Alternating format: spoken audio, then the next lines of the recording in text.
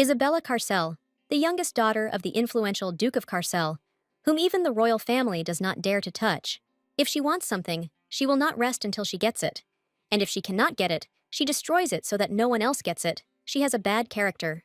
And the treasure that the girl wants to get the most is the girl. The crown prince, Christopher von Idris, is here. And somehow he won her heart. Beautiful appearance, strength capable of lifting one to the very top of the empire.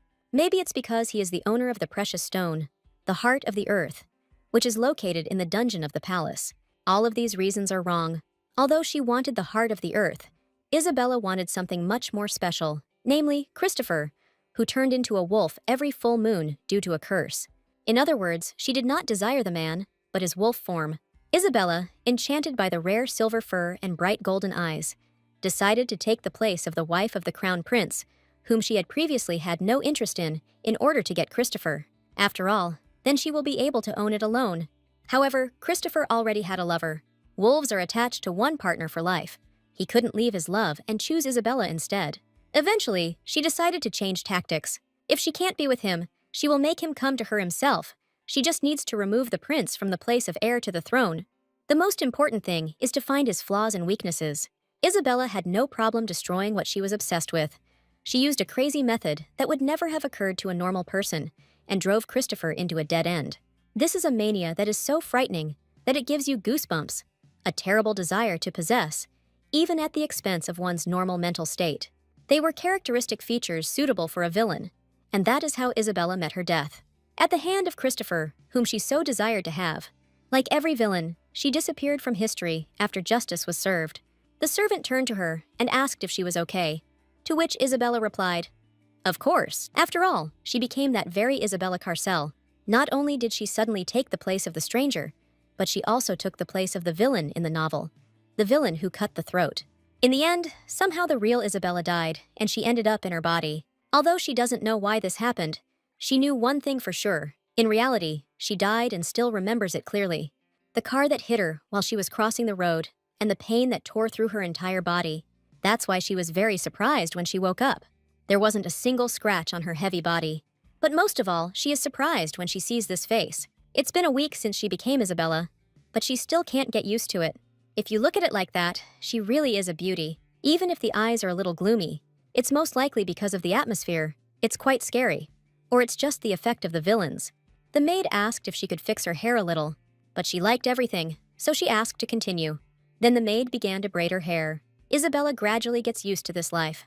After all, she still won't be able to get out of this body. She uses this chance without regret, because, apart from that sudden incident, Isabella's life is ideal.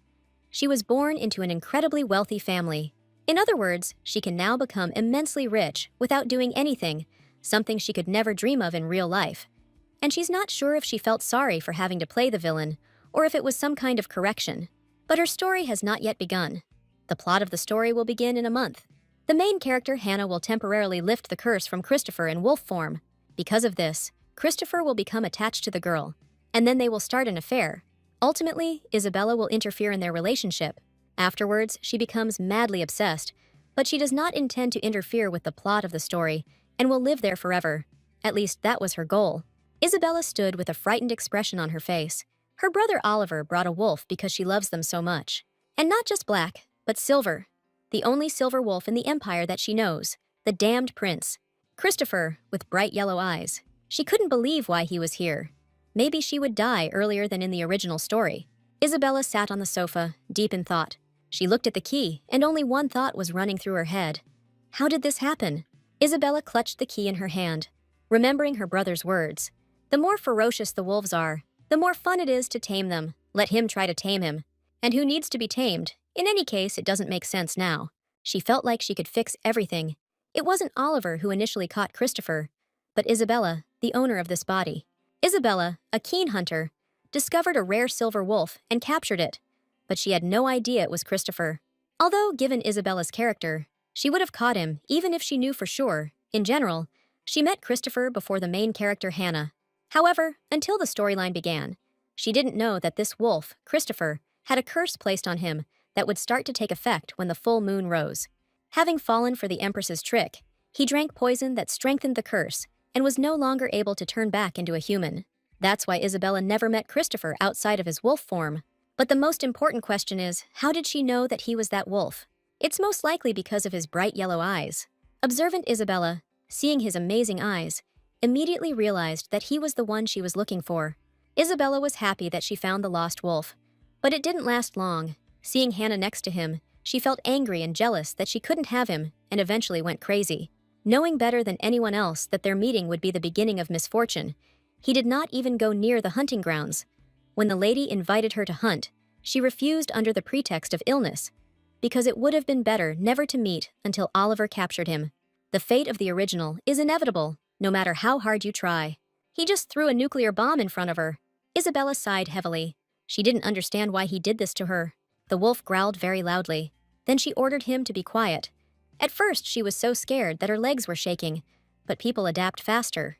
He was caught by another person, so it's unclear why he's barking at her. Now she is more offended than scared. Isabella sat in front of him and watched. Apparently, he didn't like her, but she didn't really like him either. And why she is talking to him, she also doesn't understand. After imprinting with Hannah, he retained his sanity even while transforming into a wolf. And she doesn't know how it was before. Then she asked him to let you go. But he only continued to growl. If he promises not to eat her, she will let him go. And also asked him to nod his head if he understood.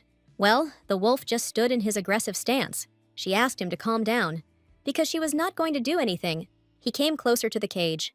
Isabella can't say whether this creature has intelligence or not, but she knows one thing for sure. For the sake of her neck, she should never let him go. At least she could let him go after he became human again. The problem is that only the main character is able to break Christopher's curse, and she will appear only in a month. They have to live together for a whole month. He turned his head away indignantly, as if he understood what she said. If she were the main character, she would have immediately dispelled the curse. If she had the ability to cleanse, this terrible situation would not have happened. The main character, Hana Manhwa, was an outstanding sorceress and showed an extraordinary talent for purification. And this purification, of course, also worked on the poison that struck Christopher. When a month had passed since the wolf was captured by Isabella, Christopher found an opportunity to escape from her, freed himself from the clutches of Bella, wandering aimlessly around the north in the form of a wolf. He met Hannah. She immediately realized that he was cursed. She cleansed him of the poison and returned him to human form. But the timing was unfortunate. Perhaps he spent too much time in the body of an animal. Christopher, who followed only his instincts, felt Hannah, reveling in the seductive pheromones, and then a scene of the genre 18+ happened. Isabella doesn't have the ability to cleanse, so without the experience of human life, her scenes would be completely different. A scene from a horror movie full of screams, blood, and mints. Since she's not Isabella, she has no reason to be overly obsessed with Christopher. It would be nice if she could just let them meet. When the time comes, he will find the main character himself, as in the original. From then on, he will be under her temporary protection. Isabella will protect him for a month, and then send him to the owner. You need to imagine that she is raising a puppy, because it will be more convenient. Here she noticed that he had serious wounds. Wounds left by the assassins sent by the Empress. Wounds from Oliver, even wounds from the electricity in the cage. Looking at this, it's hard to blame him for being aggressive. She decided to cure him first, and maybe that would bring them closer together. Isabella asked him to wait patiently. He seemed to have calmed down a little, but it was not to be. He started growling and barking again. She canceled her praise and said, "What a cur!" She returned holding a plate of food in her hands. She carefully moved it towards him and told him to eat it. Isabella began to watch him. It would be nice if he were always so calm. As she came a little closer, he growled. At first he was so wary that he didn't even look at the meat. But now he doesn't look at her. He had changed a little. Isabella spent most of her time with Christopher. There was nothing to do anyway, and to kill time, she would get closer to him. 3 days passed, but he simply got used to her as a person who gives him food. East or west, everywhere the one who feeds is the best. She did this in the hope that in response to her care, he would trust, and his perception would definitely change. From being an annoying and noisy meat, she became a good meat that feeds him meat. But she's still meat. She needs to become not meat for him, but a person. Dark days are ahead. She will need to do everything possible. But still, something has changed. The frequency of his barking decreased. The deafening barking that hurt her ears died down. Not because she was feeding him. Anyone who saw him would think he was starving.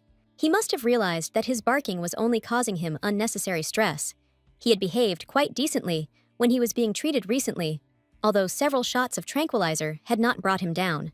In any case, now is the quietest time of the day. What is the speed of his recovery worth? It is almost healed already.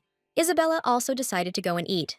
When she entered the dining room, she saw Oliver. He arrived today, Oliver. This is Isabella's second brother, the one who recently forcibly handed the wolf to his sister, the culprit of everything. She asked why he had come, since he was never seen in his own house, and this was the first time he had been here since he had forcibly handed Christopher over to her. Never one to be stuck at home, Oliver is a wanderer at heart. In the life of Oliver, the second son of the Duke of Carcel, no one interfered. Because he was not the successor, he had a strong free spirit. But differently from Isabella, he wandered there, going wherever his eyes looked. Because of this, he didn't do well in the original either. Oliver asked if she had named the wolf. If you think about it, she really does call him Hey, or just Wolf, and didn't even think about giving him a name, but her brother thinks it's a must. Since the wolf is now hers, she will be the one to call him. No one would have thought that Her Highness, Lady Isabella, would be embarrassed by any name for the wolf, but it was he who brought him here. Oliver asked if I should take him away. It looks like he can take the wolf.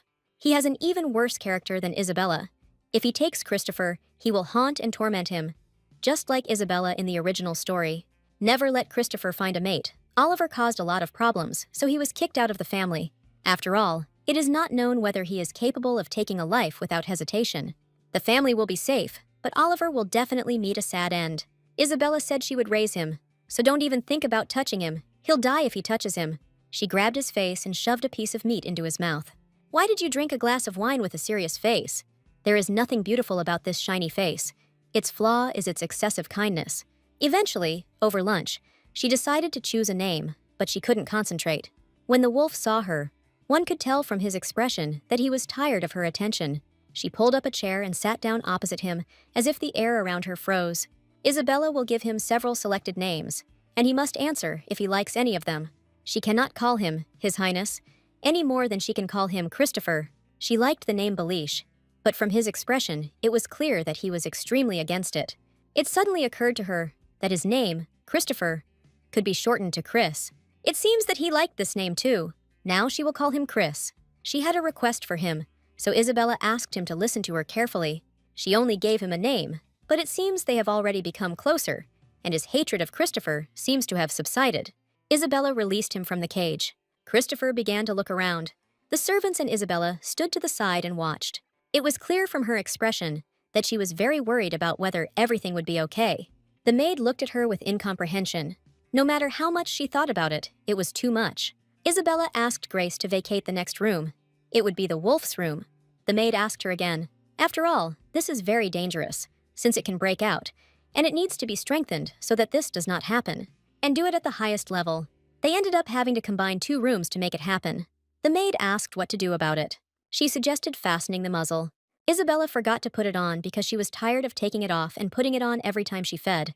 But she thinks it will be okay. It doesn't come out anymore. It's a pity that we had to put him to sleep to buckle him up. Everything went smoothly. He'll use it later, on a walk. The servants stood with their mouths open and were in complete shock at what they heard. But she can't keep him locked up all the time. If he hadn't attacked, we could have gone right now. Isabella asked for another collar and a locket with a name. Chris's name, and her name and address should be engraved on the back so he could return. The maid asked if anything else was needed. There were people who wanted it. She assumed to kill. Grace doesn't understand that even an elite assassin won't be able to finish the job. The rival, the Empress, Grace must have beheaded before she even got close. Rumors of a silver wolf in their castle, that's a problem. They're far from the capital, so rumors don't spread instantly. It would be a completely different story if the Empress had carefully searched for Christopher. If she finds out Christopher is here, she will send an assassin to get rid of him or demand that he be taken away. Christopher won't lose to the killer, so there's nothing to worry about. But we can't allow contact with her. He hates things like this and hopes that everything will go smoothly. Although she was forced to take responsibility for the protagonist, she is not going to give him to the Empress. She needs to take care of him before meeting the protagonist. In any case, Isabella regrets it, even if he is a nasty dog. But she does not want him to suffer in the clutches of the Empress.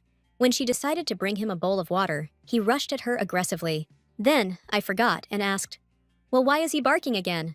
After all, she didn't give him such a command. She removed a little magic from the cage so as not to harm him, and he became very self-confident. First of all, Isabella is his owner and protector, so he must listen to commands, but it was all in vain. Christopher continued to growl and bark, and everyone even had to cover their ears. The maid ran to her to check if everything was okay. Then, Isabella screamed that she was his mistress, and he should shut up and obey her. In fact, even her nerves are already giving out. She can't stand it anymore. But Christopher seemed to enjoy it. Oliver burst into the room, shouting for Isabella to shut up her dog. She turned to him with a displeased face. They are undergoing training, so he needs to leave.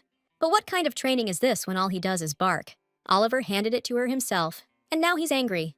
Now Isabella is praising him. Let her rip that bastard's eardrums. Oliver covered his face with his hand. It seemed as if his head was about to explode. There are now 2 dogs in the house, and why did he pick it up and give it to her? The castle was in complete disarray, but I don't know why. But at least I'm happy that now Oliver is in despair too. It would be great if this method worked. In a desperate situation, she picked up some books for herself. From adopting a puppy to training, my naughty dog.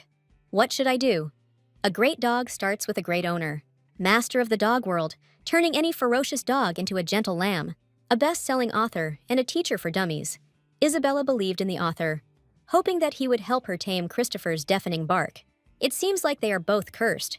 Even if you read for 100 days, you won't be able to apply anything in practice. Perhaps she has no talent for learning. When given the command paw, he might bite her hand, so she initially tried the command sit. But instead of this command, he just started barking. From the expression on her face, you could tell she had lost all hope and was begging him to sit down. Christopher kept growling, so she just decided to give him the bone. She got angry, she calmed down, she begged, she tried everything, and the next thing she knew, Christopher was off the leash, and another week passed. Belatedly, she tried to restore order, but her authority was already under Christopher's tail. With this approach, they will never go for a walk. Now he doesn't even answer, he just ignores. All hope that they will be able to establish a connection is gradually fading. She will have to send it to the heroine as is in a month. She lay there and thought about nothing. But then I opened my eyes, and the question arose in my head. Is it really necessary to do this in a month? She jumped out of bed and decided that she could start looking now. The maid was just about to enter the room, and food for Chris was ready. Isabella said that she was going for a walk and was feeding the wolf herself today. Before leaving, she looked at him one more time. He may be a rotting piece of shit inside, but he's still handsome, so he needs to be fed. She doesn't even know where to look for Hannah. She has no information about where she was before arriving north. There was even an idea to send someone to search, but most likely they will hardly be able to find her, because Hannah travels to places where her skills are needed. It is for this reason that she never stayed in one place. In addition, she is good at hiding and running away, so there is a high probability that she will not be found. Isabella knew it would be difficult. Suddenly she heard screams, "Save me!" There was fear on her face. She didn't know what was going on. The only option was that Christopher had broken free, so she ran towards the screams. The servants fell to the ground. Christopher's chain was broken. Isabella couldn't believe her eyes. There was fear in her eyes. But most of all, I don't understand how he managed to get out. At that moment, she understood. Even though she had praised him for his beauty until now, when those bright yellow eyes looked at her, no matter what Isabella tried so far, they couldn't get close.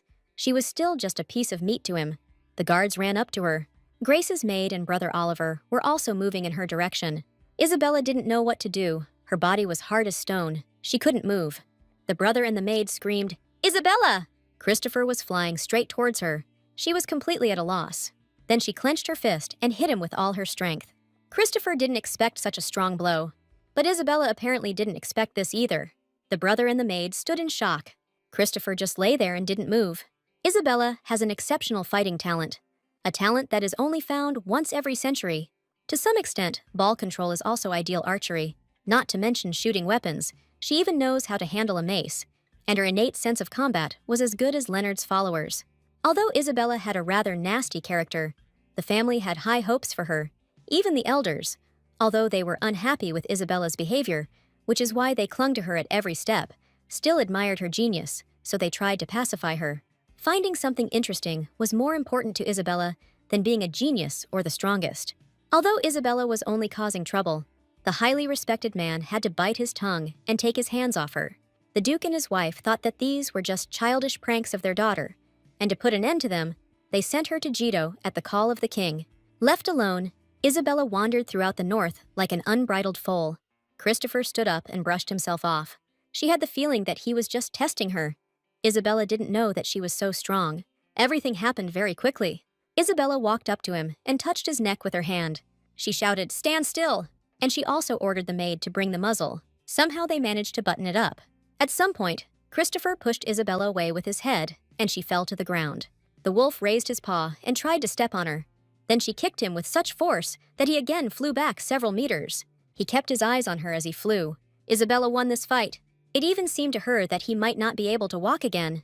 She picked him up, threw him over her shoulder, and carried him into the castle. She is ashamed that she still trembled so much in front of him. Even though she carries Christopher in her arms, she doesn't strain herself at all. Apparently, she's that strong. Oliver folded his hands in front of him and said, "This is my little sister, wonderful." He had to stay to see one dog defeat the other. Apparently that's all he can say to his little sister, who just fought a huge beast. Oliver said that she is a beast herself. If she hadn't been carrying Christopher, she would have caught up with him and kicked him in the ass. Because brothers don't talk to their sisters like that. But she wasn't going to waste time sorting things out, especially with this idiot. In the corridor, Isabella met a maid and asked her to bring a doctor to Chris's room. When they entered, Chris was quite nervous. She put him back in the cage. As it turned out, the lock was not broken, and now the question arises as to how he was able to get out. But Christopher just looked at the floor with a guilty face. Isabella smiled and said, "Oh well, she hopes he doesn't think of her as food anymore. Now, he must understand that she is his mistress." After the interrogations were completed, the culprit of Christopher's escape turned out to be the maid who brought him food. Among the toys given to Christopher, there was something very valuable. The maid opened the door wanting to take this thing, and Christopher ran away. After learning the whole story, Oliver insisted that the maids cut off the hand. She did so without knowing the main thing. The maid was in danger of serious injury, so in the end, she quietly quit herself. Because of Oliver's character, there is a possibility that the punishment will happen behind the scenes. Without her knowledge, she did not have so much time to waste on the fired maid, so this matter simply passed her by. She saved her life and let her decide for herself how to survive. Isabella reached out and asked Christopher for his paw. A whole week of training had already passed by now. Christopher simply barked, and Isabella looked on and was touched.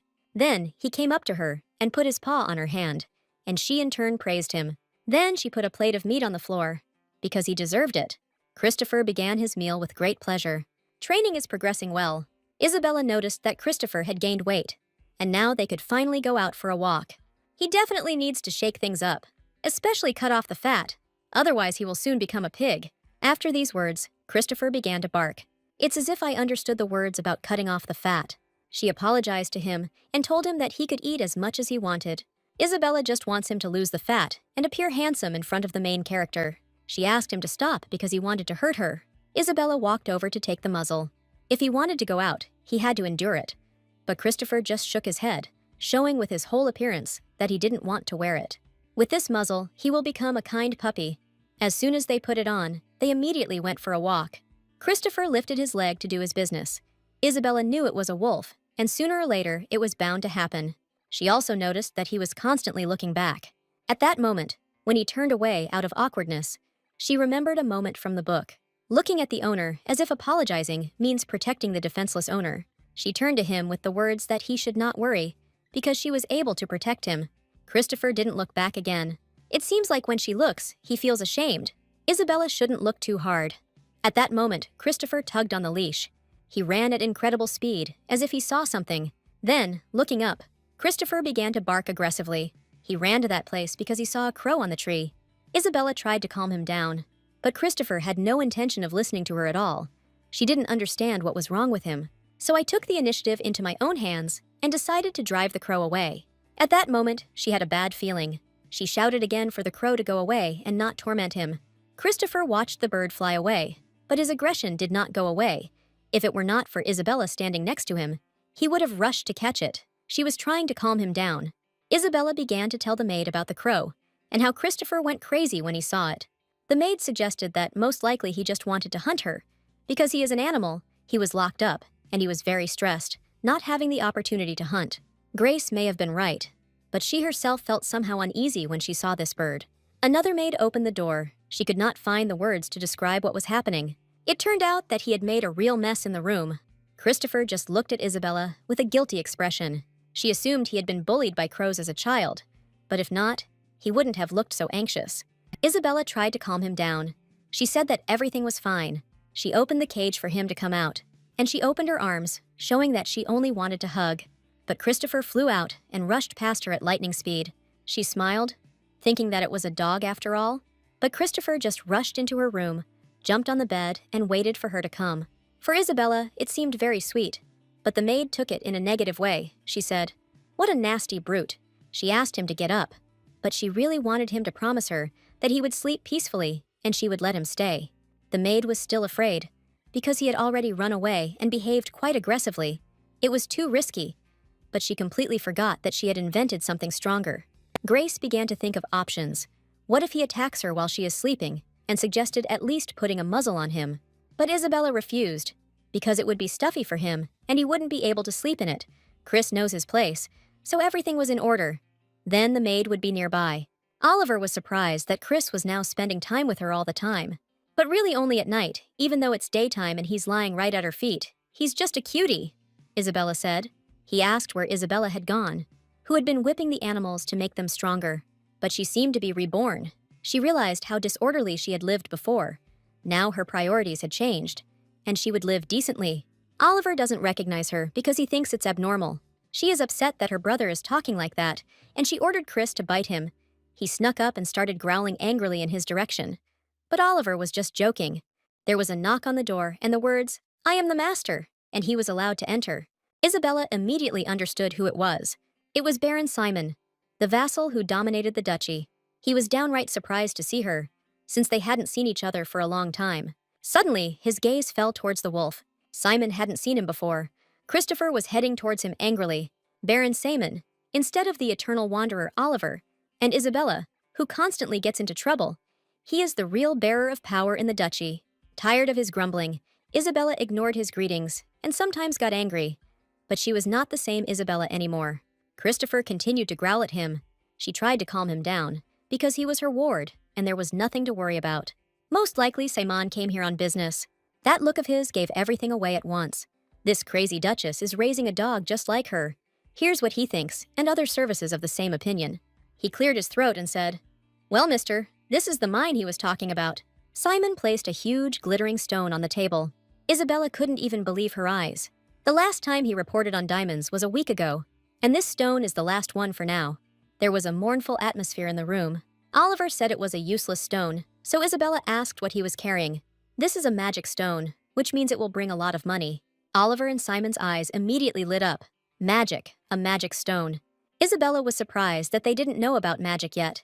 In the original work, the duchy was famous for its magic stones. She thought they already knew. They assumed that the magic stone must be blue.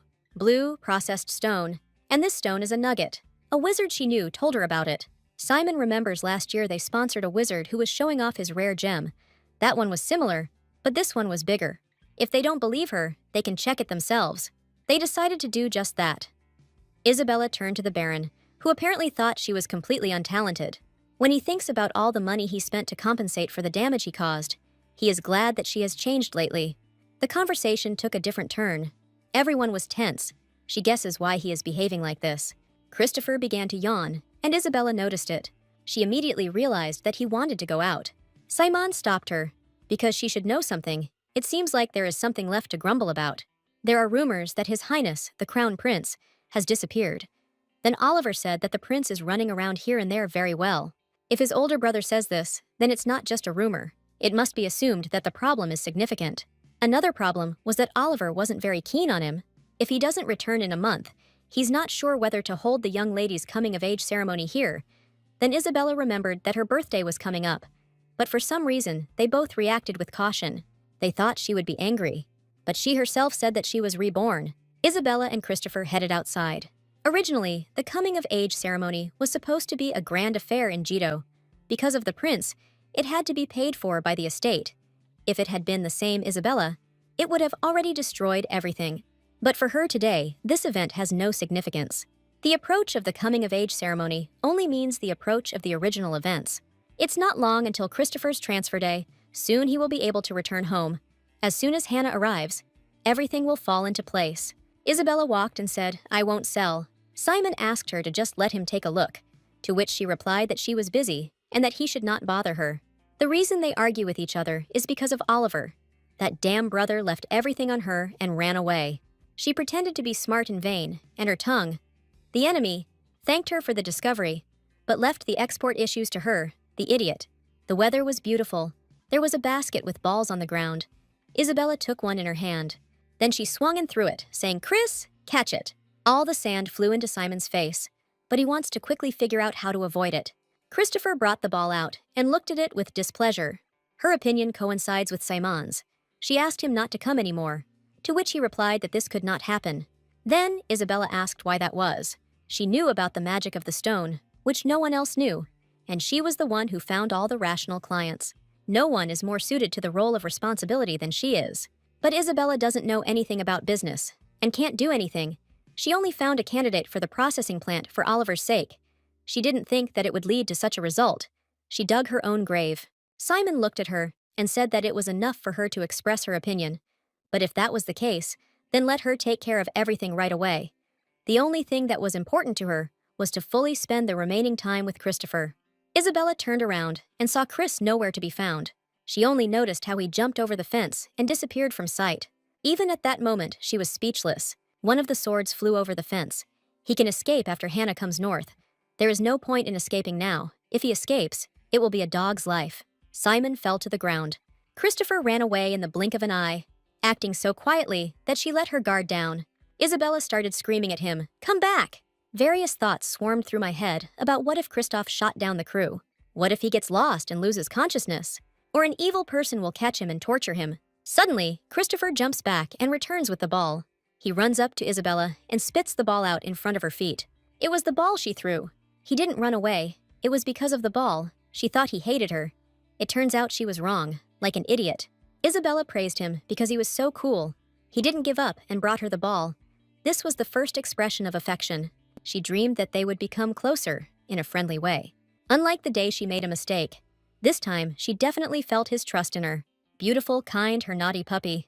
Christopher jumped and knocked her down. They fell and lay on the grass, hugging each other. Simon walked over to her to make sure everything was okay. Isabella was surprised that the ram had not left yet. He said that he needed to give her something, and then handed her a folder. Isabella began to study carefully. To sum up the contents of the document, the manufactured accessories with magic stones were to be delivered to the jewelry store belonging to the Guild of the Duchy of Carcel in Jetto. Simon asked her to read the back as well. Mana stones are difficult to handle and should be entrusted to an experienced craftsman. However, it comes at a cost. Even with high pay, not every master will take on the job. It's too expensive, and their family needs to get as much profit as possible. It will become her pension fund. Then she remembered about Asilla and said the name out loud. She asked Simon to contact Asilla's workshop. The name is not very well known. She is an experienced craftsman. Countess Gurel had one necklace last year for the celebration of Her Majesty's birthday. It was made by her. Simon was surprised. He understood what necklace she was talking about. This necklace was famous enough for the Baron to immediately understand what was being discussed. The only necklace in the world, beautiful and small, despite the fact that it was a magical instrument. It is so well known that rumors have reached the far north of the duchy, but she remains anonymous. Isabella knows this because it is a jewel. Jewels are beautiful, and the original Isabella is crazy about beautiful things. When Isabella heard rumors about the Countess's necklace, she immediately began to question her people in search of the name of the master. And the cost will also be reasonable. But she doesn't like being the center of attention, so it won't be easy to get a contract. She's already been rejected. If it weren't for Asilla's outstanding abilities, she would have died already. Simon said he would arrange everything, like a military leader going to war. Isabella released him with a forced smile. She would like him to never come here again. He turned around, never having seen the Duchess smile before. With such a desperate and demanding voice, she called the wolf to her. It was not a voice of desire to possess, but a voice of genuine concern and concern. Everyone is walking at this age. Isabella just stayed there a little longer. She will grow up to be worthy. He thought that she was an immature girl who did not know the world and looked at her through dark glasses. It would be nice to train her in management next time, Simon thought. Isabella just wanted to die already. The Baron was too persistent. I've been stalking her all day. This behavior is annoying. How much more will I have to suffer, she thought. Christopher lay down next to her, as if supporting her, and she thanked him. Even the dog, that is, the werewolf Christopher, sympathizes with her. He was able to somehow express this with his face. She needed to sleep quickly. She wished him good night. Christopher started barking. It was too noisy for her. She wanted to ask him to be a little quieter when she opened her eyes. The wolf tried to protect her from some ill-wishers. She jumped up and screamed, "Killers!" A man in a black cloak reached out to her. She covered herself with her hand. At that moment, Christopher ran up to him and threw him aside. He turned to her and barked. She apologized. Now was not the time to get lost. She took her sword. Then she swung and hit the man. A huge pile of dead people lay on the bloody floor. 10 killers burst into the room. She had just killed 1, and Christopher had 4, leaving 5. Isabella asked who sent them. "Do you want to test the power of her puppy?" The 2 men looked at each other. One of them had a dagger in his hand. She asked again who wanted her puppy. Since they were silent, what could she do? She would have to kill them all. She was sleeping peacefully when suddenly all this wildness happened. She wiped the blood from her face. Then she noticed that Christopher was looking out the window, as if something was bothering him, or he was trying to show something. Come closer, and forgot to go out onto the balcony. A crow was sitting on a branch and looking straight at her. This was the same defense that she drove out of the tree on a walk. It looks like the Empress. She was spying on them. Christopher got angry because he knew that the crow was the eye of the Empress. She still doesn't know who she's dealing with. Isabella runs inside and throws her sword. She took a gun and shot straight at her. The first shot hit her, and she fell to the ground. Isabella didn't think the crow was watching her. She wondered how it knew Christopher was here. It was her mistake that she guessed, knowing that the Empress used her familiar to manipulate birds. The familiar, a magical, theriomorphic spirit serving the witch, was unprepared for this due to her complacency. She walked up to Christopher. He didn't look so good. Then she hugged him and said that everything would be fine. She saw a scratch on his side. He was wounded. Blood was running down his fur. Isabella took it and began to wipe it. Christopher got hurt protecting her. Who knew he would help her like this? She didn't even notice until she heard barking in her sleep, like she was losing her mind. She sighed heavily and said, "It's his mistress's fault." Christopher came up and buried his face in hers. Something pricked her. Bella didn't even notice. But it seems she got hurt too. This is the first time Christopher licked her face. Maybe he is worried. She praised him and also asked him not to worry, because he saved her. He rolled backwards, something she had never seen before. It seems to be because of the Empress, but she will protect him no matter what. Suddenly, Christopher spoke up, asking how she knew the Empress was the culprit. For a second, Isabella was speechless. She didn't expect that, in his wolf form, he could speak. At one point, he stood on his hind legs and tried to jump on top, but she stopped him. Her dog speaks, but he is not a dog, but a wolf. Isabella began to remember the past. Was it in the original, being a wolf? He was a real beast, so there was no human intelligence in him. Even after imprinting with Hannah, he could not speak. It was as if this world had gone mad. Embodying the villain, she raised Christopher and was like sitting on a time bomb, that Christopher didn't even speak. And now, reason has awakened in him. He bared his teeth, revealing his fangs, and moved closer. "I'll ask again." His voice sounded low and threatening. With one powerful paw, he pressed against her shoulder, pressing her, his hot breath burning her skin, and a yellow fire burning in his eyes. Then, with a sharp movement, he threw her to the floor, without loosening his grip. "How did you know that this was the Empress?" He growled right in her face, so close that every word echoed like a rumble in her chest. Without thinking, Isabella swung her fist and hit him in the face with all her might. The wolf flew back to the wall, its fur ruffled, but she immediately gasped. "I was just scared." Her hands were shaking. "I'm a terrible housewife," she whispered, covering her face with her hands, treating him like a dog. Yes, it was no longer a dog. But what tormented her most was one question. How could he speak at all? He doesn't know. This is his first time. But he will have to ask questions for the 3rd time, so he asks her to answer normally. How did she know that it was the Empress? She replied that it was because of the crow. Everyone knows that crows obey the Empress. She had spied on them before, and she had thought it was suspicious. But she hadn't expected to send assassins. And of course, she hadn't thought at all that Christopher had thought it was suspicious either. Isabella asked if he was by any chance the Empress's wolf, because all the assassins were aiming at him. He replied that she shouldn't mutilate him, otherwise he would vomit. He can make such a grimace and really looks like a human. Although he is a human, she would have to pretend she didn't know who he was until he revealed his identity. Even under threat of death, she wouldn't dare tell that she raised a wolf, knowing that he was the crown prince. It would seem too suspicious to anyone. I turned to her, Isabella Carcel. She turned around and looked at him questioningly. She was surprised that he knew her. The Duchess is very well known as the mad dog of the Carcels. Her presence means that she is in the Duchy of Carcel. Whether he is lucky or not, how can one say? He paused, then continued more seriously. Christopher has something to tell you, and she might not even believe it. But he is the crown prince of this empire, Christopher von Idris, and now he is under a curse. At this moment, his voice sounded firm and confident. Isabella did a perfect job of feigning shock, her eyes wide as if she was hearing this for the first time. Inside, she was already dying from awkwardness about how to properly address the prince, who just yesterday was your dog. Her thoughts were confused, and her tongue was almost tangled. Apparently, she will die of awkwardness, constantly getting confused about the degree of politeness. The Duchess is now the only one he can rely on, and she should take it much easier. But she can no longer believe what happened in the courtyard and what the wolf says. And he is so familiar with her, and that is why she doubts that it is he. The Duchess is sweet, but her character is harsher. He asked how he got into their dukes. Isabella was a little worried, because Christopher remembered absolutely nothing. He seemed to smile, if you can say so, and asked what the problem was. There was a slight mockery in his voice, but his eyes remained serious. Isabella folded her hands in front of her, pretending to think how lucky it was that he didn't remember anything, flashed through her mind. If only he knew how he actually ended up here. If he found out what had been here before. She barely held back a nervous sigh. Now he realized that she was his mistress, and it seemed he took it for granted. Even if she gets arrested for this, he won't say anything. Her second eldest brother brought him here, wounded. He brought it intentionally, but even under threat of death, she wouldn't say that. The second one is Oliver. He became curious. They didn't raise him to eat him. How can he even say such a thing when she raised him with such love? She gave him the best quality meat. He slept on the softest pillow. Every day they went for a walk. There were so many problems while she was raising him, although he doesn't know it. It all sounded good. But there were rumors about the Duchess's vices. He became somehow different.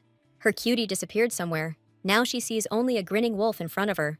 Forgotten, she folded her hands in front of her chest and asked if he wanted her to kick him out. His answer was negative. Then she asked if he was okay. When he wanted to answer, she covered his face with her hand and gestured for him to be silent, as the servants were coming. The whole crowd burst into the room. They are on time. She was going to call them anyway, and as they see, the room is too dirty, even though it is the middle of the night. But she asked them to clean up. Isabella was perfectly fine, but Chris was injured, so she asked for a doctor. The maid saw a scar on the face of a national treasure. It urgently needs to be treated. She was embarrassed by the words, "What kind of national treasure is this?" and also asked not to say that again. This level should be enough. You have to be at the level of a holy relic to want to be treated, the maid said. It seems the guard heard something. Isabella was very ashamed. Her face was known throughout Jetto, but she didn't understand what a treasure it was.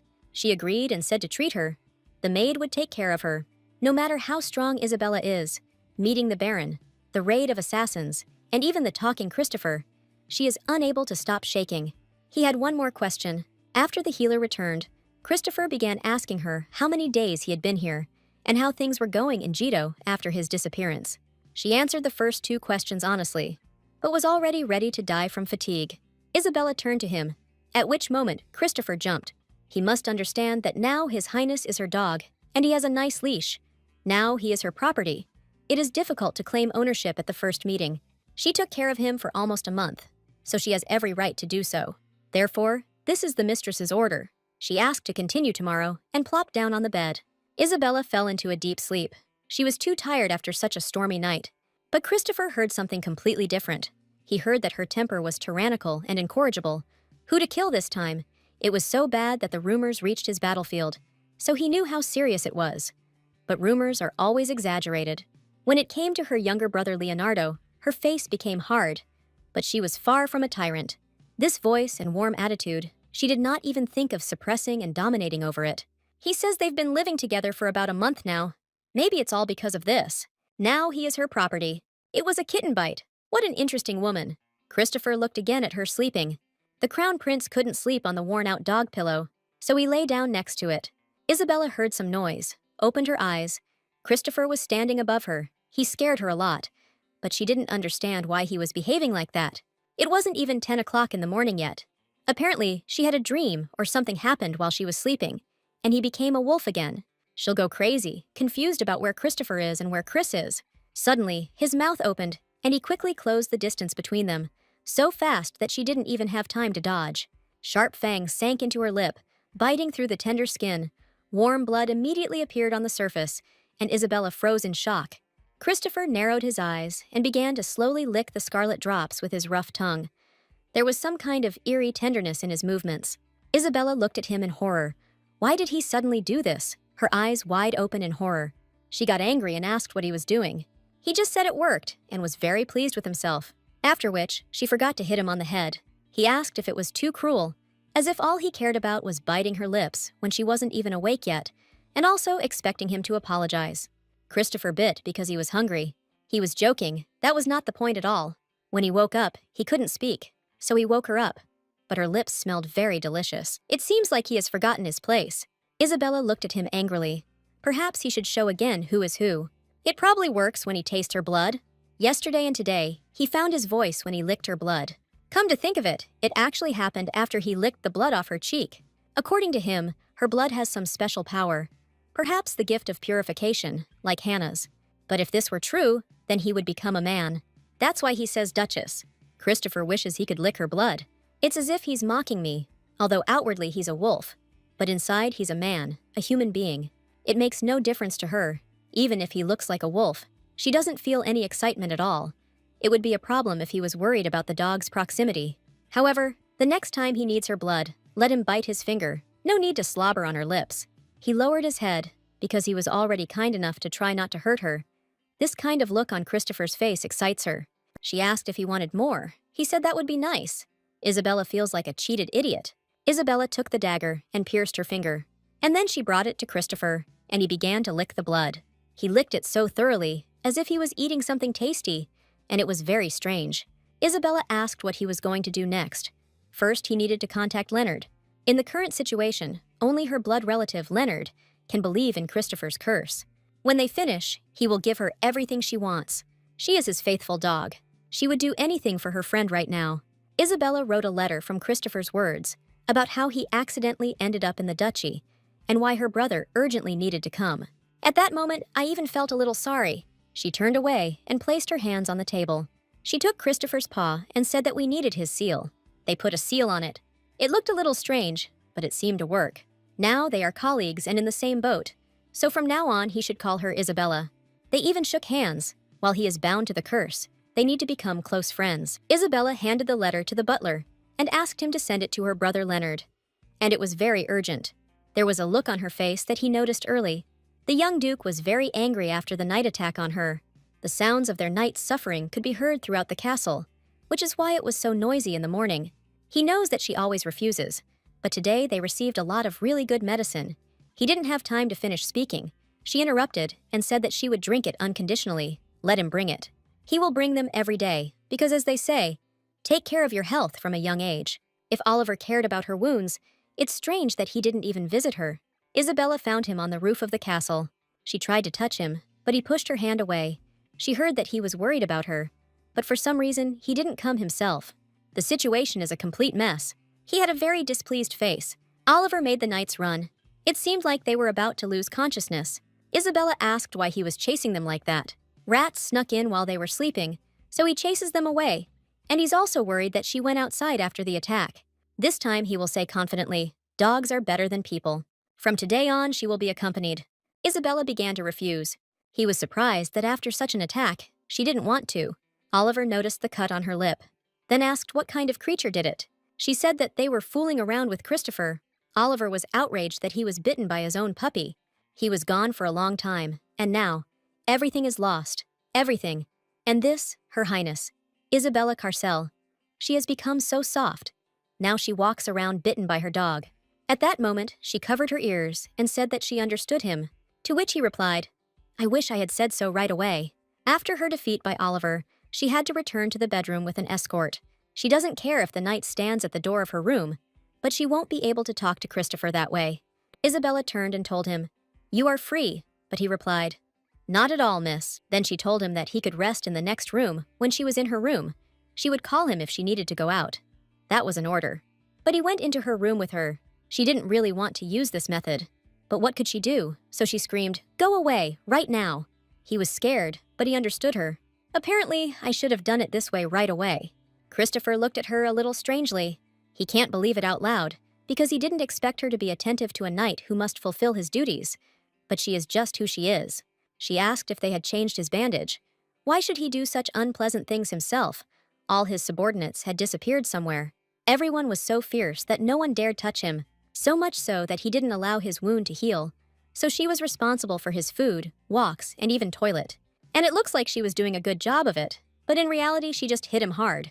At first she was struggling with the character of this wolf, but now, looking back, it became a dear memory of Christopher. She valued him, the wolf, very much. And really, she valued him madly, treasured him like her own life, in fact. And she paid with her life. You can't make mistakes. Just as Isabella was about to treat the wound, she noticed that he had healed himself. She asked about such an ability, but he would like such a convenient ability. Then she remembered that she had given him her blood. Under these circumstances, it seems more likely that her blood has healing powers. Isabella wasn't supposed to have such a skill. The ability to heal will appear only in the main character, but definitely not in the villain. It probably wouldn't work on humans, if it were possible.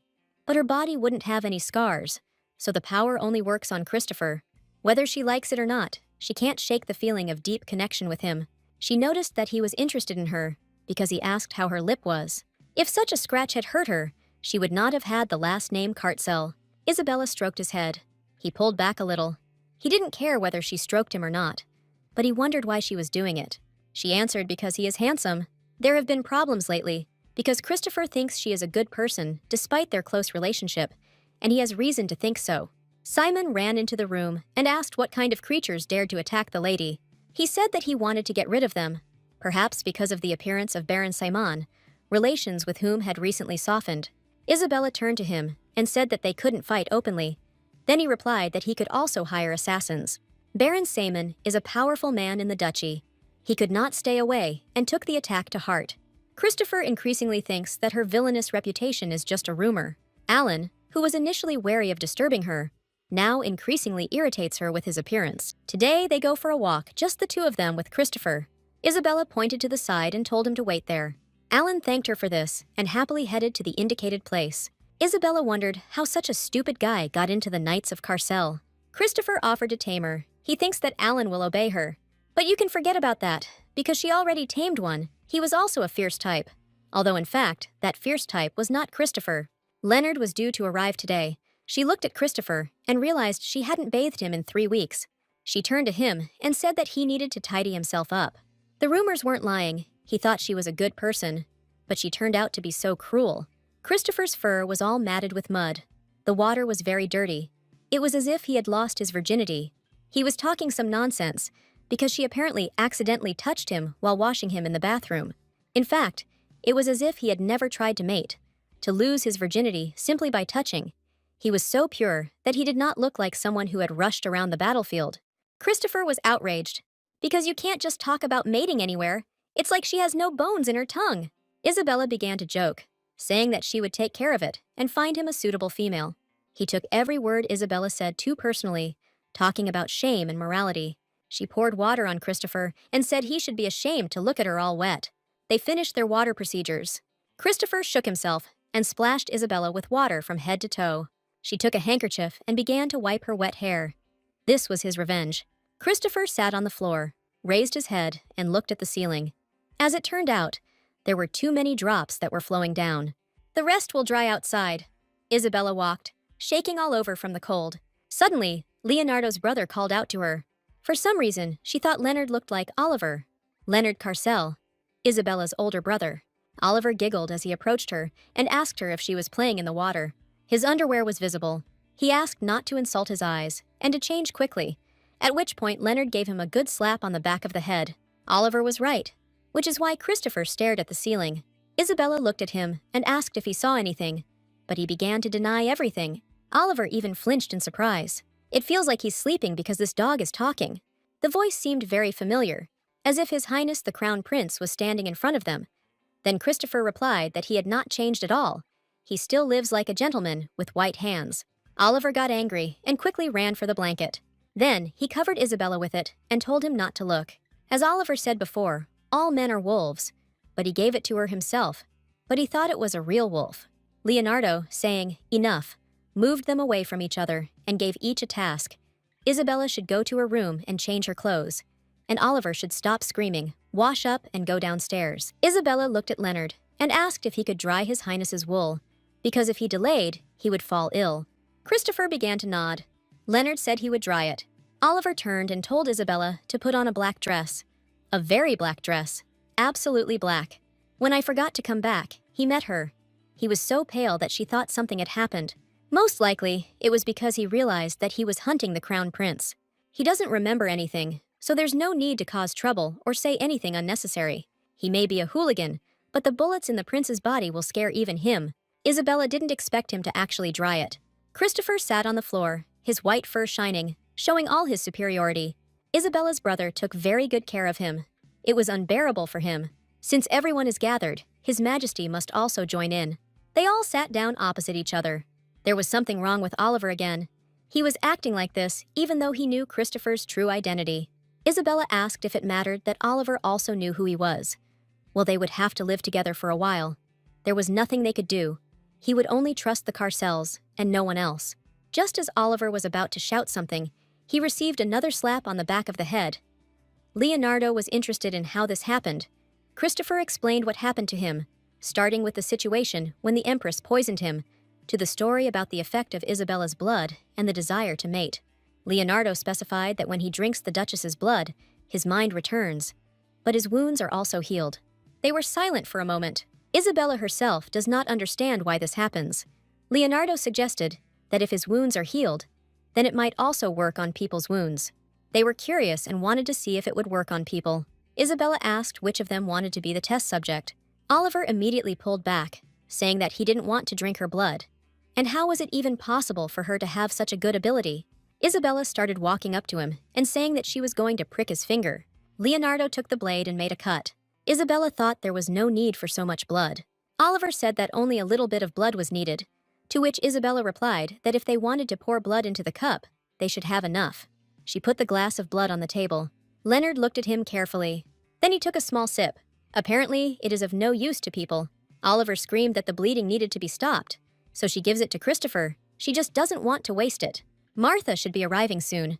First, they need to check if they can remove the poison the Empress used. She walked into the room, greeted everyone, and introduced herself. Her name is Marta Terran, the only sorceress in the elite division, created by Christopher, one of the few who knows about his curse. It's me, created by combining existing poisons with invented ones. That's why you shouldn't play with them, of course. She's not the main character, so she can't remove the curse. She asked if she could take some blood from her, but Isabella knew it would be no use. It would make no difference. Since the reason why His Highness's curse was not lifted was because the Empress used a special poison, it follows that the curse will be lifted if it is removed from the body. If the poison is removed, the prince will return to the body of a man. But when the moon rises, he will again turn into a wolf. The Empress knew about this, so she sent assassins. If they show up again, Oliver will take a hostage and torture them until they confess. There is only one way to escape the curse that has been passed down from generation to generation in the imperial family. You just need to meet your companion and spend your whole life with him, and Christopher's companion is Hannah Manu. First, they need to get rid of the poison. She knows a mage who specializes in cleansing. There is a wandering sorceress named Hannah Manu. You just need to find out where she is, and then she will help Christopher. The original will already be destroyed. They made a mistake by tracking down Christopher on their own. Now they have no choice but to find Hannah themselves. It was a little strange, but Oliver supported Isabella too. They need to find her, and Christopher will stay here for now. But he had better move to a safer place. But no one will dare touch him while Isabella is with him. Isabella would occasionally get lazy and skip training, and she would slit the throats of all those rats. Even if he hadn't asked her, she would still be in the case. Leonardo reached out and stroked her head, saying, "Well done, Isabella." She felt awkward. A red blush appeared on her cheeks. This is the first praise she has heard in 6 years. Isabella froze in one position. Then Christopher asked what was happening to her. She sits thoughtfully for a while and keeps touching her head. Isabella took and pushed his head away from her, but he just wanted to ask, and she immediately began to go so far, pushing away and not letting him get close to her. Remembering how he bit her lip, she unconsciously removed her hand. It had been a long time since anyone had stroked her hair. They are brother and sister with Oliver, but they do not make unnecessary shameful movements. The Duke and Duchess kept their distance from them. As in her first life, Until her death after early childhood, no one stroked her like that again. Christopher sat with a serious face and listened attentively to what she was saying. And seeing how important it was to her, he decided to do the same. He put his paw on her head, simply because he had to. Isabella even began to fidget, because it was as if he was pulling out her hair. But this was the paw of her beloved Christopher. She pulled his muzzle closer to hers and said that she would no longer treat him like a dog, because it was wrong. Then Isabella moved even closer, hugged him warmly and said, "My handsome Christopher." He wondered how often she called him handsome and kind. At that moment, Isabella even stepped back. It seemed like he remembered something. It seemed to her that he didn't remember. It just sounded like something that had already become habitual to him. She turned to him, "Your Highness?" and raised her fist up as if hinting. Then Isabella asked if he remembered anything. At this point, Christopher felt rejected and wanted to run away. Maybe it's instinct. He needs to be careful. Remembering that she called him a mongrel, she thinks he'll be very angry. Isabella called him handsome and began to stroke him. He felt so uneasy that he said how stuffy it was. Leonardo came over to talk to Oliver. He asked him to tell him how it all happened, and if he noticed the lie, he would make him run 30 laps around the gym. Oliver caught him only because Isabella wanted to raise a dog. Leonardo also asked what else he did, which turned out to be shooting at him. But he really didn't know. If he hadn't brought him here, he would have died there, Oliver said. He was also interested in what Isabella was doing, since it could turn into a big problem even if she just swung a whip. He replied that she had done nothing. Oliver understood that he needed to protect his sister. Isabella and Oliver are said to be birds of a feather, hedonists with impulsive personalities, sister and brother carefully hiding from each other when the other had problems. And problems happened often. She gives him first-class food, and in every sentence he hears from her, "Christopher this, Christopher that." She treats him, walks with him, and even cuts his claws, all by herself. But this became inappropriate when it was discovered who he is. "She's done a lot, so there's no need to slander her," Oliver said. Isabella has changed a lot. She stopped arguing with everyone, no longer torments the servants. Besides, this business with magic stones began thanks to her. He gave in. And the Baron coordinated his actions with Isabella. He adores her now. Even when she expresses her opinion, he claps like a seal. The Baron seems to be busy trying to sign a contract with Asilla, or something like what Isabella was talking about, but it's still nice.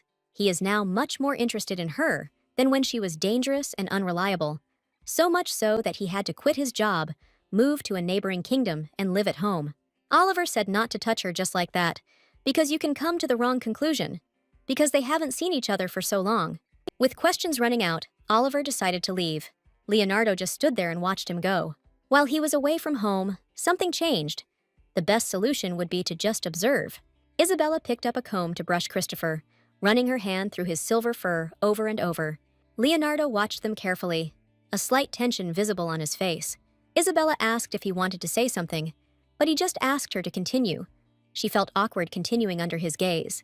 Isabella saw that Christopher wanted to sleep. She suggested waking him up in an hour so that they could go for a walk. Now we need to figure out whose bed it is now, hers or Christopher's. At first he dozed because he was on guard, but knowing that it was definitely safe next to her, he fell into a deep sleep.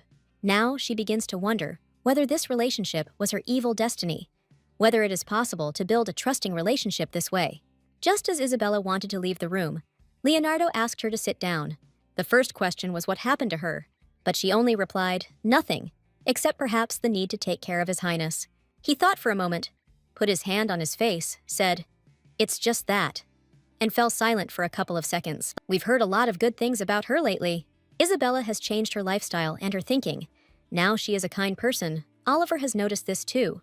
The maid came into the room to give Isabella a cup of hot tea. She had a very frightened face and her hands were shaking.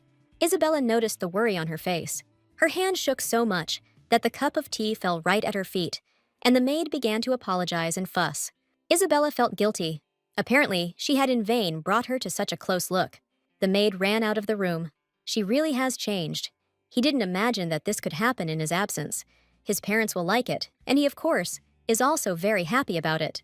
Isabella assumed he had taken something, but he really meant it. Leonardo stood up, extended his hand and placed it on her head.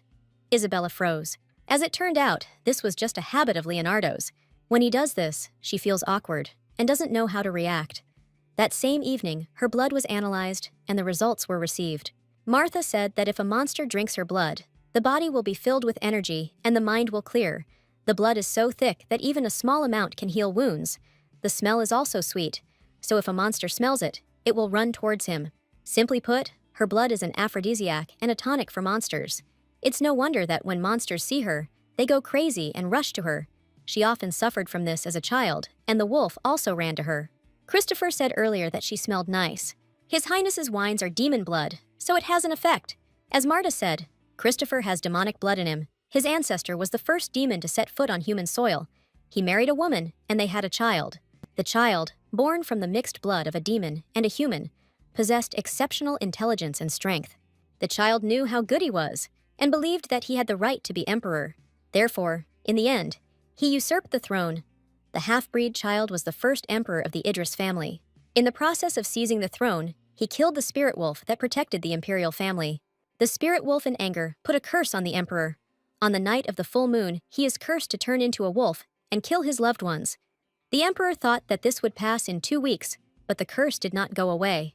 At first, he returned to human form after 15 days, and at some point, he began to remain a wolf longer and longer. Eventually, he no longer turned into a human and died at the hands of his children. Over time, the blood gradually degenerated, and no cursed children were born until Christopher was born, in whom the final flare of the curse was embodied, turning into a wolf every full moon. If he doesn't seal himself like the first emperor, he too will become an ordinary wolf. For Christopher, this is a bolt from the blue, which is why he made a fuss and pounced when he saw her. The probability is quite high, but before he saw her only as a piece of fresh meat, lately he also often looks at her with a hungry look. But this is better than rice in the first days here. In order for the principal to quickly turn into a person, and that wizard is needed, and to whom she told how the search is progressing, Leonardo asked, but this takes a little more time. He asked her to hurry, because there wasn't much time left. Oliver sat with his hands folded in front of him, his face displeased. Marta stood to the side and understood everything that was happening. Isabella sighed heavily. She understood that she needed to wait a little, and she herself would come soon. In a week at the latest, then Hannah Manu will appear. That day, Leonard returned to Jetto. Before leaving, he asked to take care of the prince and expressed his desire to see him at the coming-of-age ceremony. It was a soft speech, unlike the first day when he spoke harshly and coldly. As soon as the surveillance disappeared, Oliver locked himself in his room with a bottle of wine, and Martha, who remained in the duchy, did not come out and was engaged in research, so that she was also not seen. As Christopher became calmer, the servants also got used to him. Although the surroundings had changed, overall it was a peaceful, everyday life. She wished other days could be like this. Servants passing by the room heard various screams. Isabella asked him to stop doing such things. No matter how hungry he was, he didn't need to bite her hands like that. She began to control his diet, worrying about the prince's health, and for this, he began to bite her hands. She threw him a bone and said, "Bite it." Christopher began to tear at the blanket with her long, sharp claws. Then, he demonstratively walked up and knocked the vase off the table with his tail. He took the curtain in his teeth and pulled it towards himself. He was clearly angry with Isabella. Isabella looked at all this. Her face darkened. She was simply angry. She looked at him with her furious gaze and said, "Enough." Then she clenched her hand into a fist and hit Christopher on the head. It was as if he had learned somewhere to be so angry, as if he really wanted to make her angry. He was outraged that she was scolding the crown prince of the empire. Since he is a prince, he must behave accordingly. But she herself must treat him like a prince, Christopher said. The effect of the blood ended. It didn't last long. Instead of words, there was only barking. Folding her hands in front of her chest, she said that she would not give him her blood because of his disgusting behavior. Isabella decided to punish him. She will not give him her blood until tomorrow, so that he realizes what he is doing. Christopher became so angry that he tried to attack her and knock her down. Then she caught him and threw him over her shoulder. He clearly didn't expect that. Turning her head, her gaze fell on the bed, and she thought that she needed to throw it there. But because of the anger and rage that was inside her, she accidentally threw him against the wall. She even felt a little scared and awkward about this situation. Christopher's gaze was very stern, and he began to bark. She asked him to calm down and speak with words. And so began their game of tag, where her life was in danger in the person of Christopher. They came to the winter garden.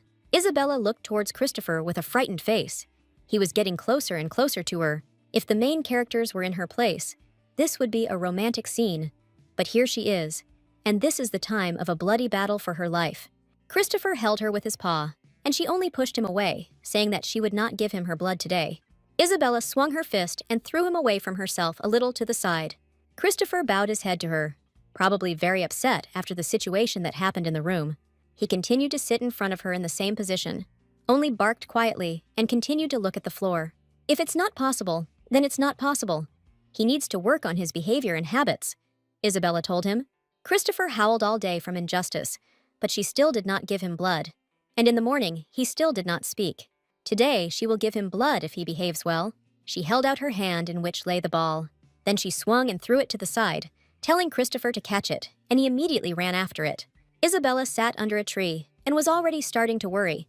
Because he had been gone for a very long time, thoughts flashed through her head that something had happened. But then Christopher flies out of the bushes, holding some kind of animal in his teeth. He calmly walked closer to Isabella. Christopher brought something other than a ball, and she tried to take a closer look. He continued to hold it in his teeth for some time.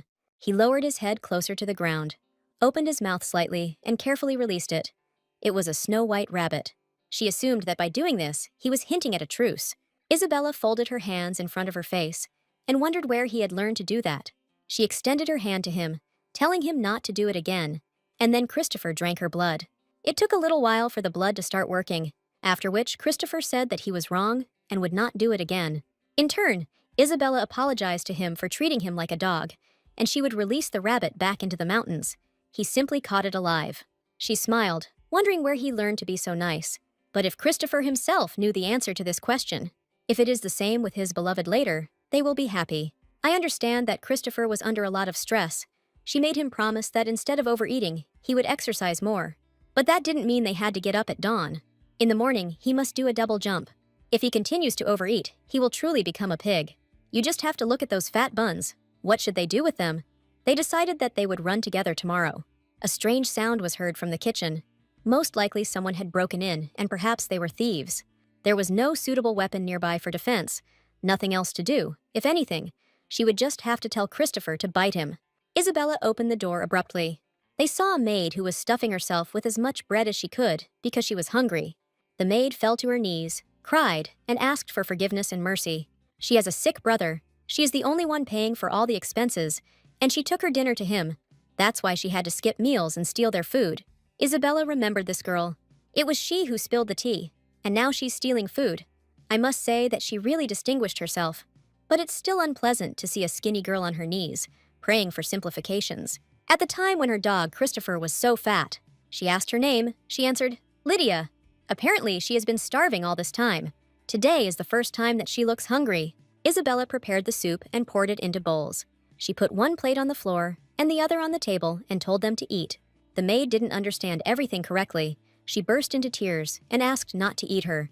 She understands that she is guilty. She has sinned against her twice and is very afraid that she will be fed to Christopher. There are too many rumors going around. Lately, the servants had been feeding Christopher without her knowledge, so she thought everything was okay. But they still thought he was a cannibal. Her Chris eats only the best quality meat. He doesn't need someone like her, so let him eat it. While the maid was eating and admiring the delicious food, Isabella asked what her brother was sick with. Her doctor said it was an incurable disease with unknown causes. Lydia's parents died, leaving only the two of them. It was all very familiar to Isabella. She asked her to eat and clean up and wished her good night. For some time, she couldn't even sleep after this situation. She just looked at the ceiling. Her face was sad. Christopher could tell right away that she was worried about that maid. He thought it was very sweet, because she was very caring, but she didn't think so. That's why he found it cute. The only thing that worried her was whether she had been kind to her, because Lydia was lying on the cold floor and was afraid to utter even one word. She has black hair and black eyes. Oddly enough, even her previous home environment was similar. For no particular reason, Isabella would just worry about her. She didn't get enough sleep and kept rubbing her eyes. She was so thinking about that maid that she couldn't fall asleep. She asked Grace if she knew Lydia. Her brother was sick. She replied that it had been about a year. The butler took pity on Lydia and sent a doctor. But in the end, the cause was not found. The doctor sent by the butler had to be a competent person, and without knowing the cause, it is impossible to cure the disease. Grace noticed that her mistress was worried about Lydia. She was so thin, skin and bones, and she was not her age. She is only 17 years old, but Isabella thought she was 15, and she is only a year younger. This is even more disturbing. But you can't worry so much about the fate of your subordinates, because you have enough of your own affairs. She turned to Marta for help. She wants to see a patient with an incurable disease of unknown origin. They agreed to meet after lunch. Christopher and Isabella exchanged glances. She told him not to say anything. He just asked if she would take him with her. He is worried that something might happen while she is gone, and she must protect him because he is weak. She was surprised that he considered himself weak, although he chased her around the house, and she barely fought back. Then, before leaving, he would walk twice as often.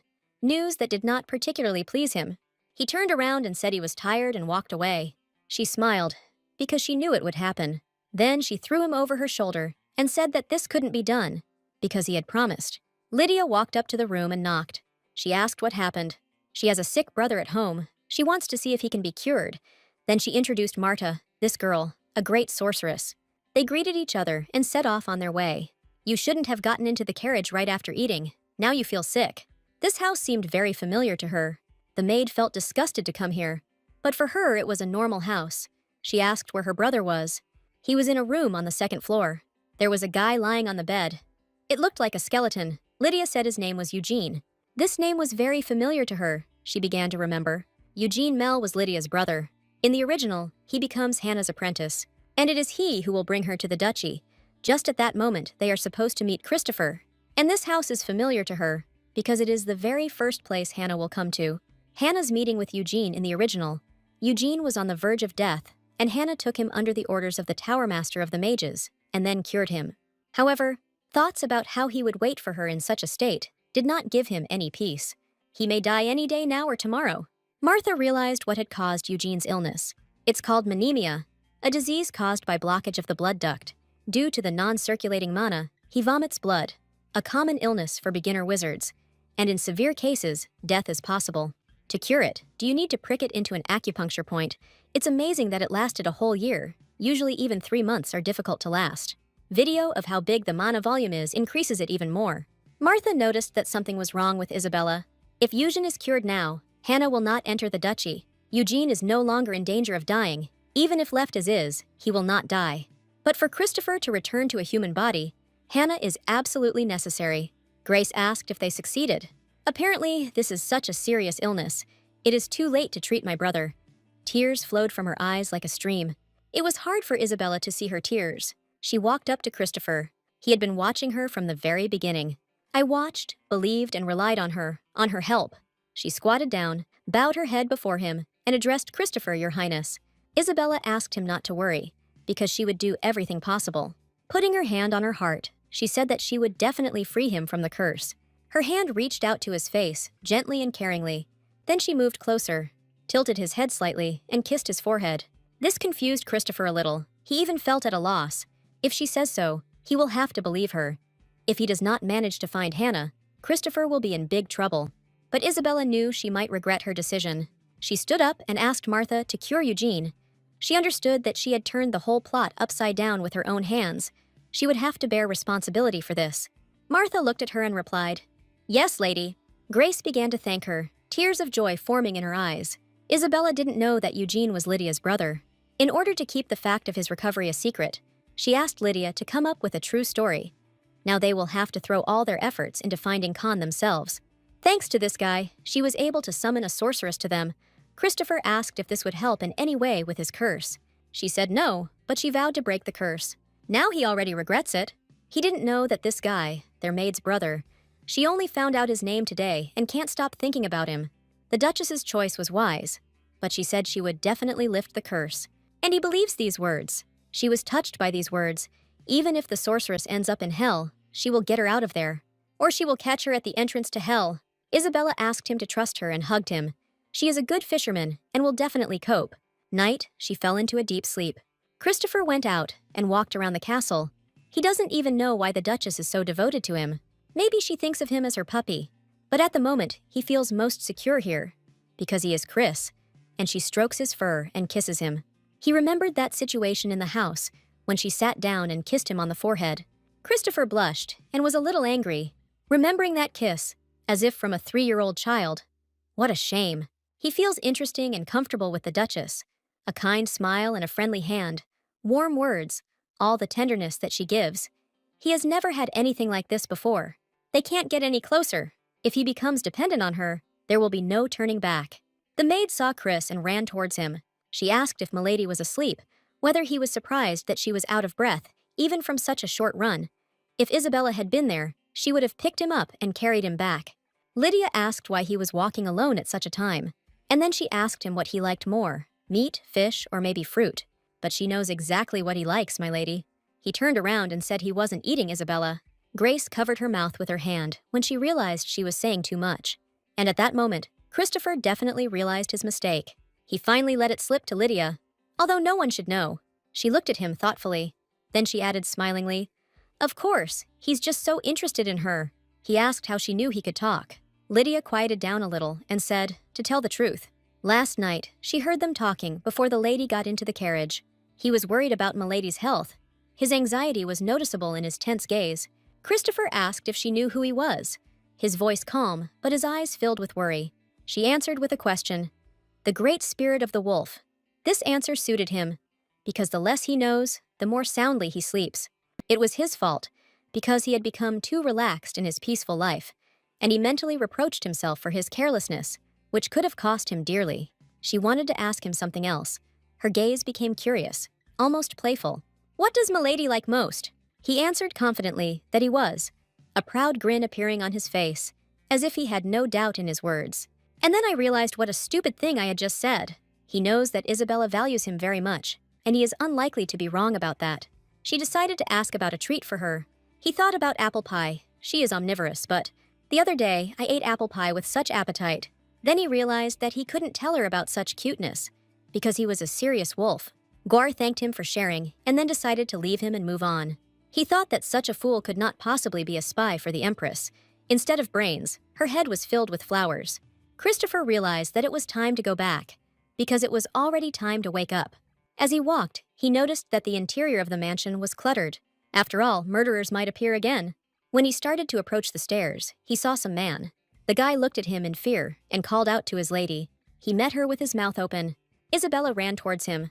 It irritated him that she was in her nightgown again. Who could run around in front of everyone in just her underwear, he thought. Isabella grabbed him, threw him over her shoulder, and went into the room. The maid watched them go with her mouth open. The other services also came closer.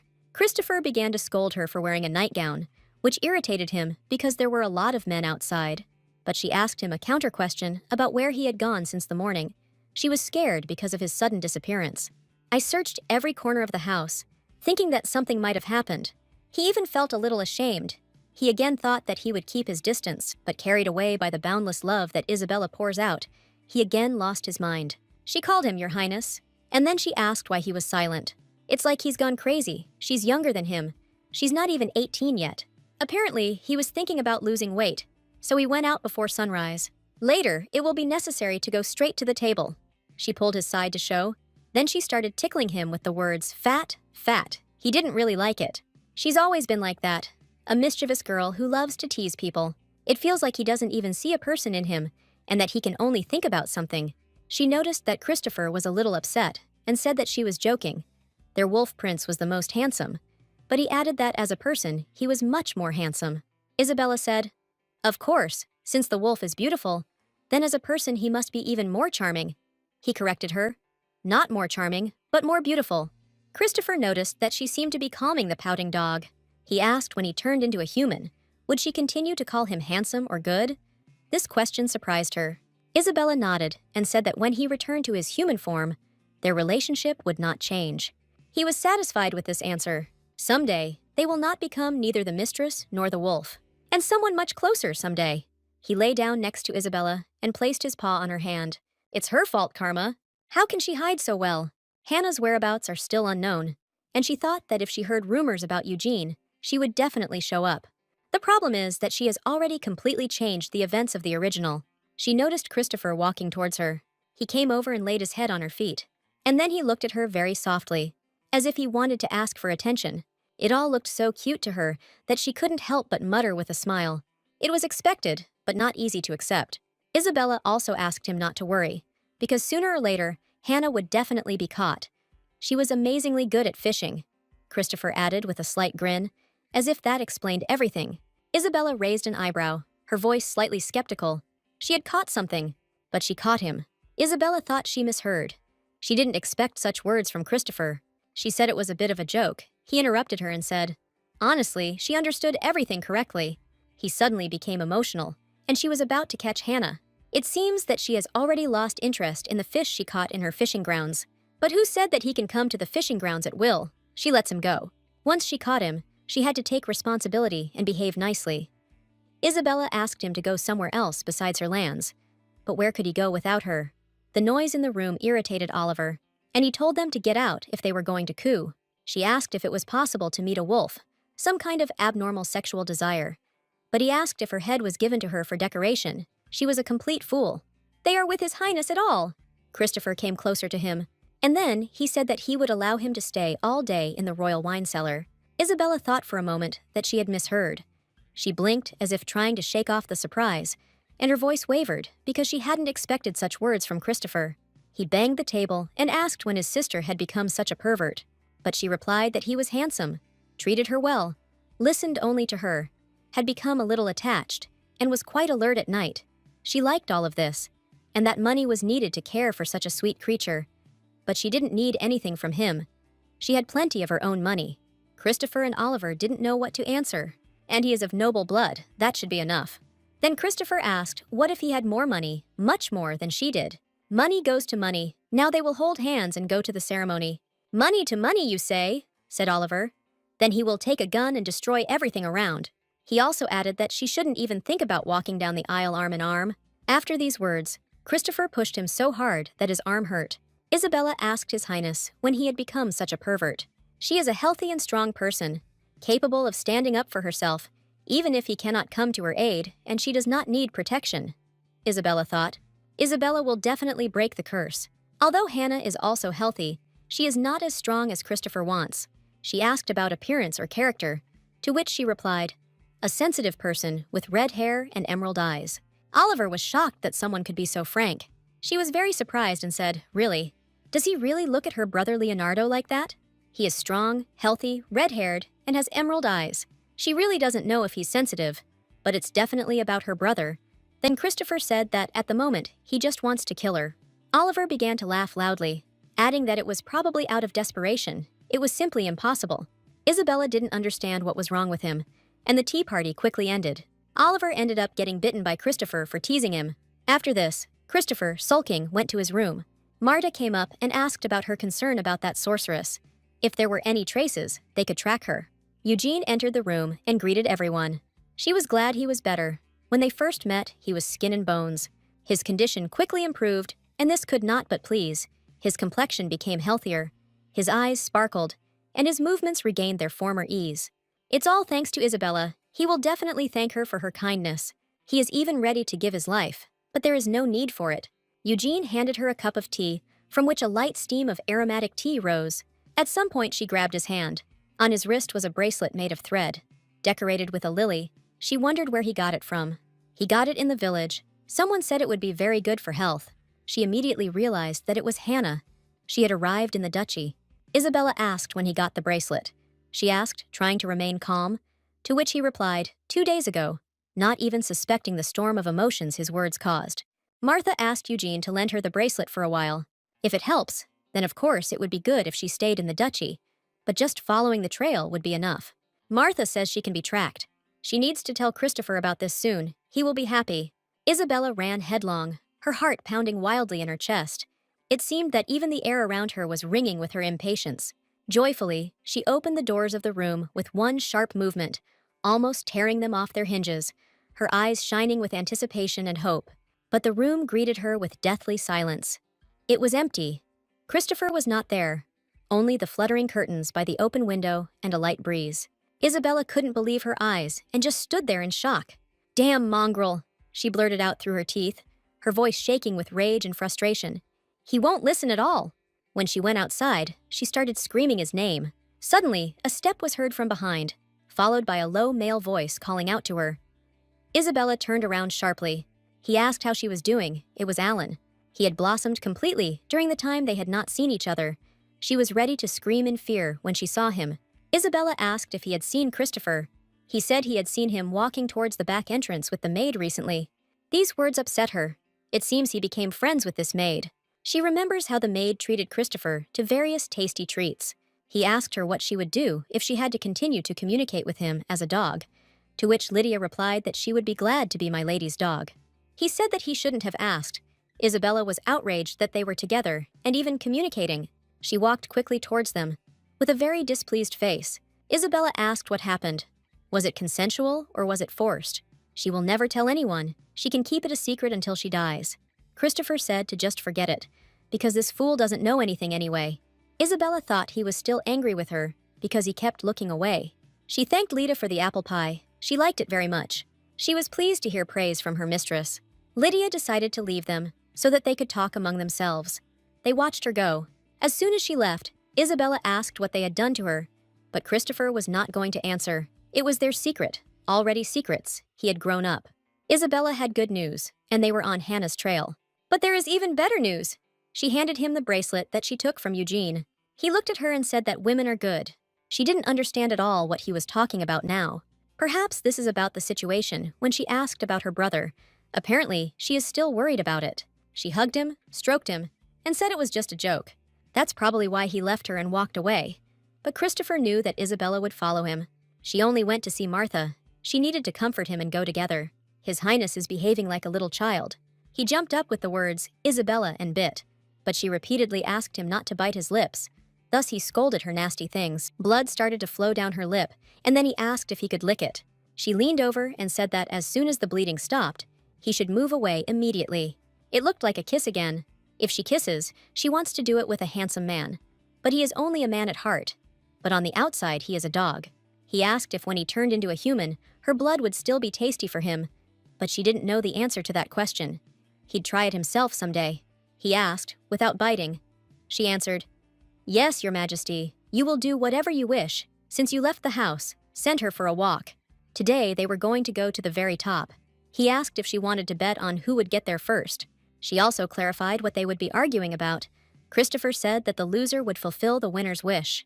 Isabella asked that these wishes not be too strange. She put her foot down and said start, but that's against the rules.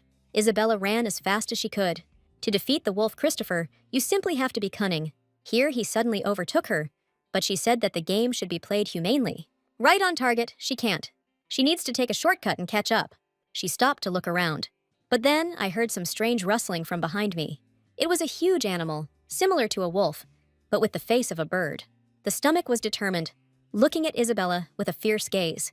This mountain is used for regular walks, but apparently it's all because of its blood. She took out her sword and began to attack first. Her swing was decisive because she never doubted herself. She cut off the head, but it did not die. Only black liquid flowed onto the ground. She needs to win before it recovers. She raised her sword and said, Either it or she will win, but no one is going to give up. After the subsequent blows, Isabella stood in a stance as if waiting for it to rise to its feet again. The animal continued to lie down. Its entire body was covered in scratches, and the black liquid was scattered all over the ground. Suddenly, she heard another rustling sound and turned her head.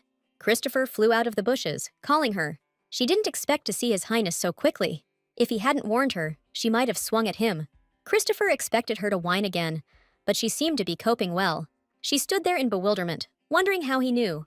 There was a strong smell of blood everywhere. He couldn't help but notice it. She had destroyed the very core. It wasn't easy to do that. Isabella did not know what a core was, and in her ignorance, she chopped it up. In fact, that's what happened, and she chopped it until it died. Christopher started laughing loudly. And she really is something. The first person to kill a chimera without even knowing about its core. If he had arms, he would have given her a standing ovation, and she thought it was a compliment. But for some reason, she felt awkward after his words.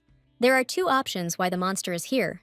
The first is that the monster came here from the northern mountains, and the second option is the work of the Empress. This reminds Isabella a little vaguely of the original. An Empress, a sorceress who commands familiars, mostly birds, especially crows. Unable to communicate with large animals due to her limited abilities, she is obsessed with creating chimeras that would obey her commands. Chimera, the monster she killed. Because it's an artificially created monster, the probability of its appearance is much lower in the north. They need to go down and tell Oliver everything. Halfway up the mountain, he and Christopher decided to head back. It would have been nice if they had just returned to the mansion, but now it was His Highness's turn. It hadn't even been 5 minutes since she had killed the monster, and had already finished off several. She doesn't even know where their core is, so it takes a long time to destroy them. It's definitely the Empress's work. She released them. Christopher looked at her with sweet eyes and said that it was too much for him, but it wouldn't work on her now. He was upset that it didn't work. Then Christopher called Isabella mistress. This made her feel too disgusted. Then he continued to say that she can't kill them instead of Christopher, but Christopher is very scared. He wants a hug. It's funny that Gibble can catch everyone himself. He has nothing to worry about. She asked not to impersonate someone else. Christopher left her. There was only one snake left here, a fucking wolf bird. It sounded too rude, and he also stepped into black goo. When they came down, the first thing they did was report this fact to Oliver. And hearing the chimera, Oliver took the knights and climbed the mountain.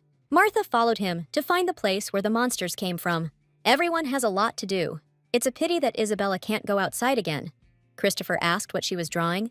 She showed him a drawing where she tried to depict him, but Christopher hoped it wasn't him. The animal show, the kindergarten. She shouldn't be lying, because he doesn't look so wrinkled. But she thinks she did a pretty good job of portraying Christopher. Someone knocked on the door of the room. She allowed them to enter. It was Eugene. He brought good news for Isabella. They managed to find the sorceress Hannah Manhua. Isabella couldn't believe that after so long waiting to meet her, they were able to find her. She is no longer in the duchy, but fortunately still in the north, Eugene said. Tomorrow, as soon as it gets light, the teacher will take her. Now he will leave them. Christopher looked at him with a kind of angry expression. Isabella took his head in her hands and turned to him. Your Highness, tomorrow he will be able to return to his appearance. The morning will come, and he will return. Now this is truly the end of the day of life with Christopher. If he hadn't become a wolf, she would never have had the chance to communicate with the prince. Christopher looked at her with pitiful eyes. They'd been waiting for this for so long and should be happy, but it's still a bit of a shame. Isabella became much more attached to him than she expected, which is why she did not want to take him under even temporary protection. Christopher noticed that Isabella had a very warm look in her eyes today.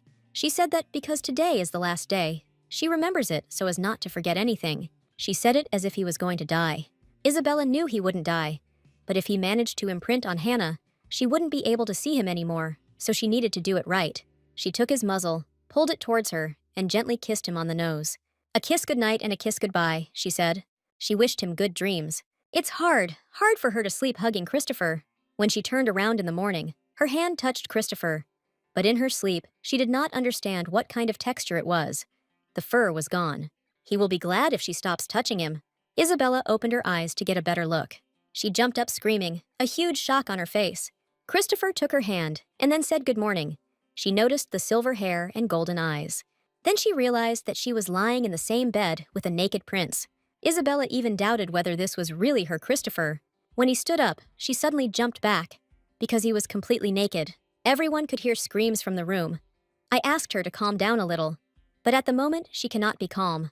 She asked why he suddenly became human, but he himself does not know. He opened his eyes. And he is human. Perhaps the poison with which the Empress poisoned him has been absorbed. But then it turns out that there is no need to look for Hannah anymore. They stood a meter apart. Christopher wanted to ask her a question. He was curious if she thought he was handsome. Only the lower part is covered, and he looks like a pervert. But of course, the main character is a little different. She answered him. Yes.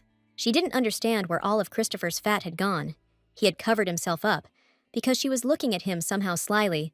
But also, Isabella was feeling his chest. She asked him to wait a little. She needed to go get Oliver. And Isabella went downstairs. She couldn't believe how this could happen. The meeting she had imagined. The reunion. With respect for the now human Christopher, clothed of course. But as they say, dreams are worth a dime. Most likely, he imprinted on her, and not on Hannah, as it should have been. Imprinting occurs in 2 stages. Psychological love and affection for a partner. Physical attraction. They constitute a physical imprint at the moment of the union of these 2 conditions. But she didn't see any of them. Even after saying goodbye to him last night, she didn't feel loved. Christopher walked out of the room, holding a robe in his hand. He came up behind her and threw it on her, because you shouldn't walk around in your underwear. He shouldn't walk around only half covered. But who's talking? She sent him back to his room and ordered him not to leave it. The door slammed shut and he just froze in place. Christopher's appearance scared her. She urgently needs to wake up Oliver. She entered the room and was not surprised that he was still sleeping. although it was already 11 o'clock. She is also an owl, but he is much bigger. Isabella shouted his name. He jumped up and asked what happened. Then she answered that His Highness had become a man. He asked about the sorceress, whether she had arrived at the castle. But her answer was negative. He was just sleeping and just woke up as a man. Oliver wondered how it was possible, how he could wake up a man. Isabella got scared, opened her eyes, and there was his chest.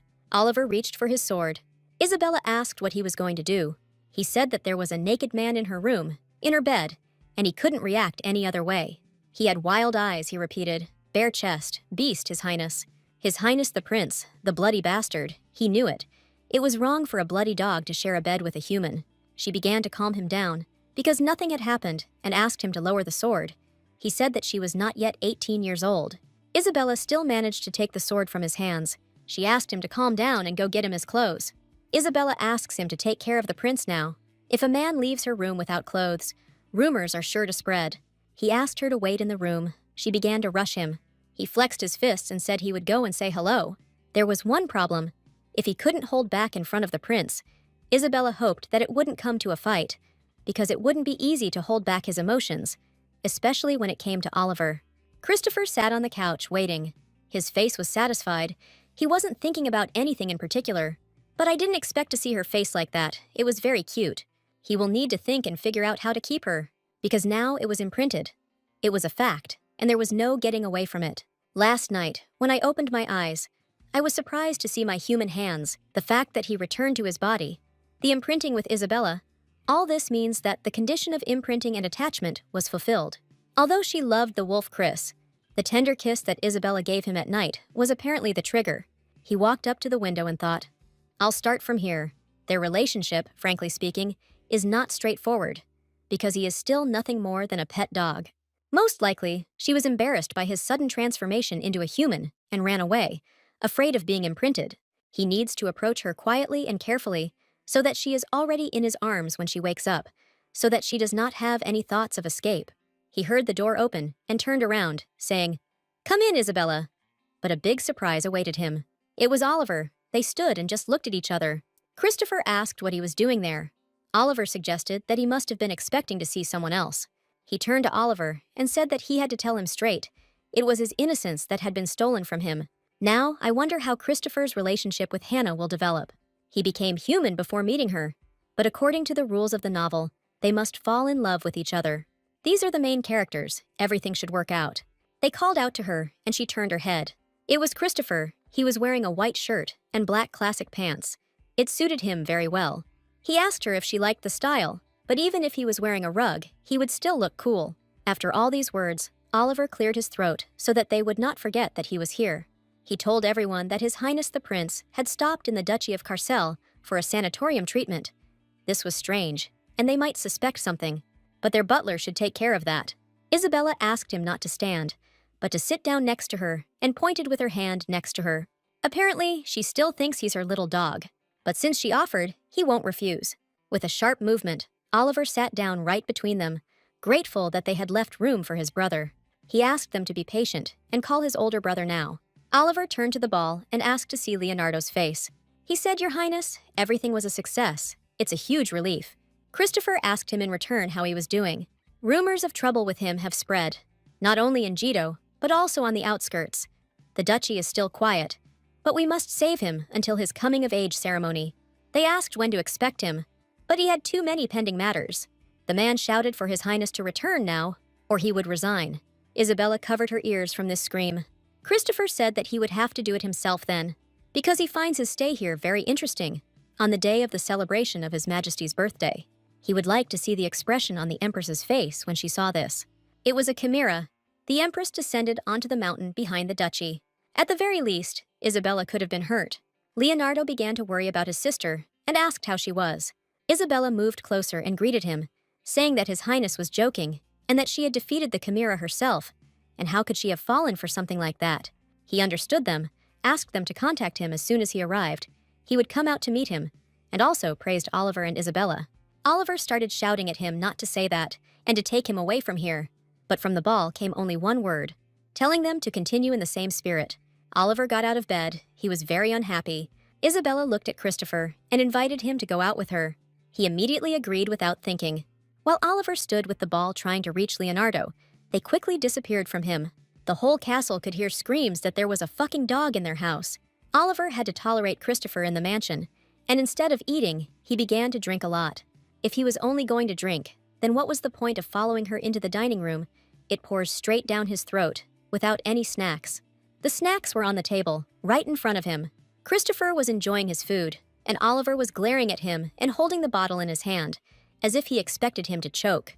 The principal asked Oliver not to be too offended by him, because they would soon become very close. Oliver asked me not to talk this bullshit anymore. He probably only says that because he just turned around recently. He must understand that just yesterday he was a dog. It would be better if he remained a dog. Christopher hasn't decided yet. He turned to Isabella as well, and then he looked at her as if flirting and asked if she thought he was handsome. To her, he was so damn handsome that she couldn't even describe it in words. Oliver was indignant. If the face was good, the rest should be good too, she asked, not to talk this nonsense, because the body should also be beautiful. Christopher suggested that he go to the wine cellar, but this time it wouldn't work. He will allow him to take as much wine as he wants. Oliver thought about it, because how could he refuse such an offer? Christopher then asked if their dialogue was over. Without waiting for an answer, he broke off a piece of the airy pie, and with unexpected tenderness reached out to Isabella, clearly intending to feed her from his hands.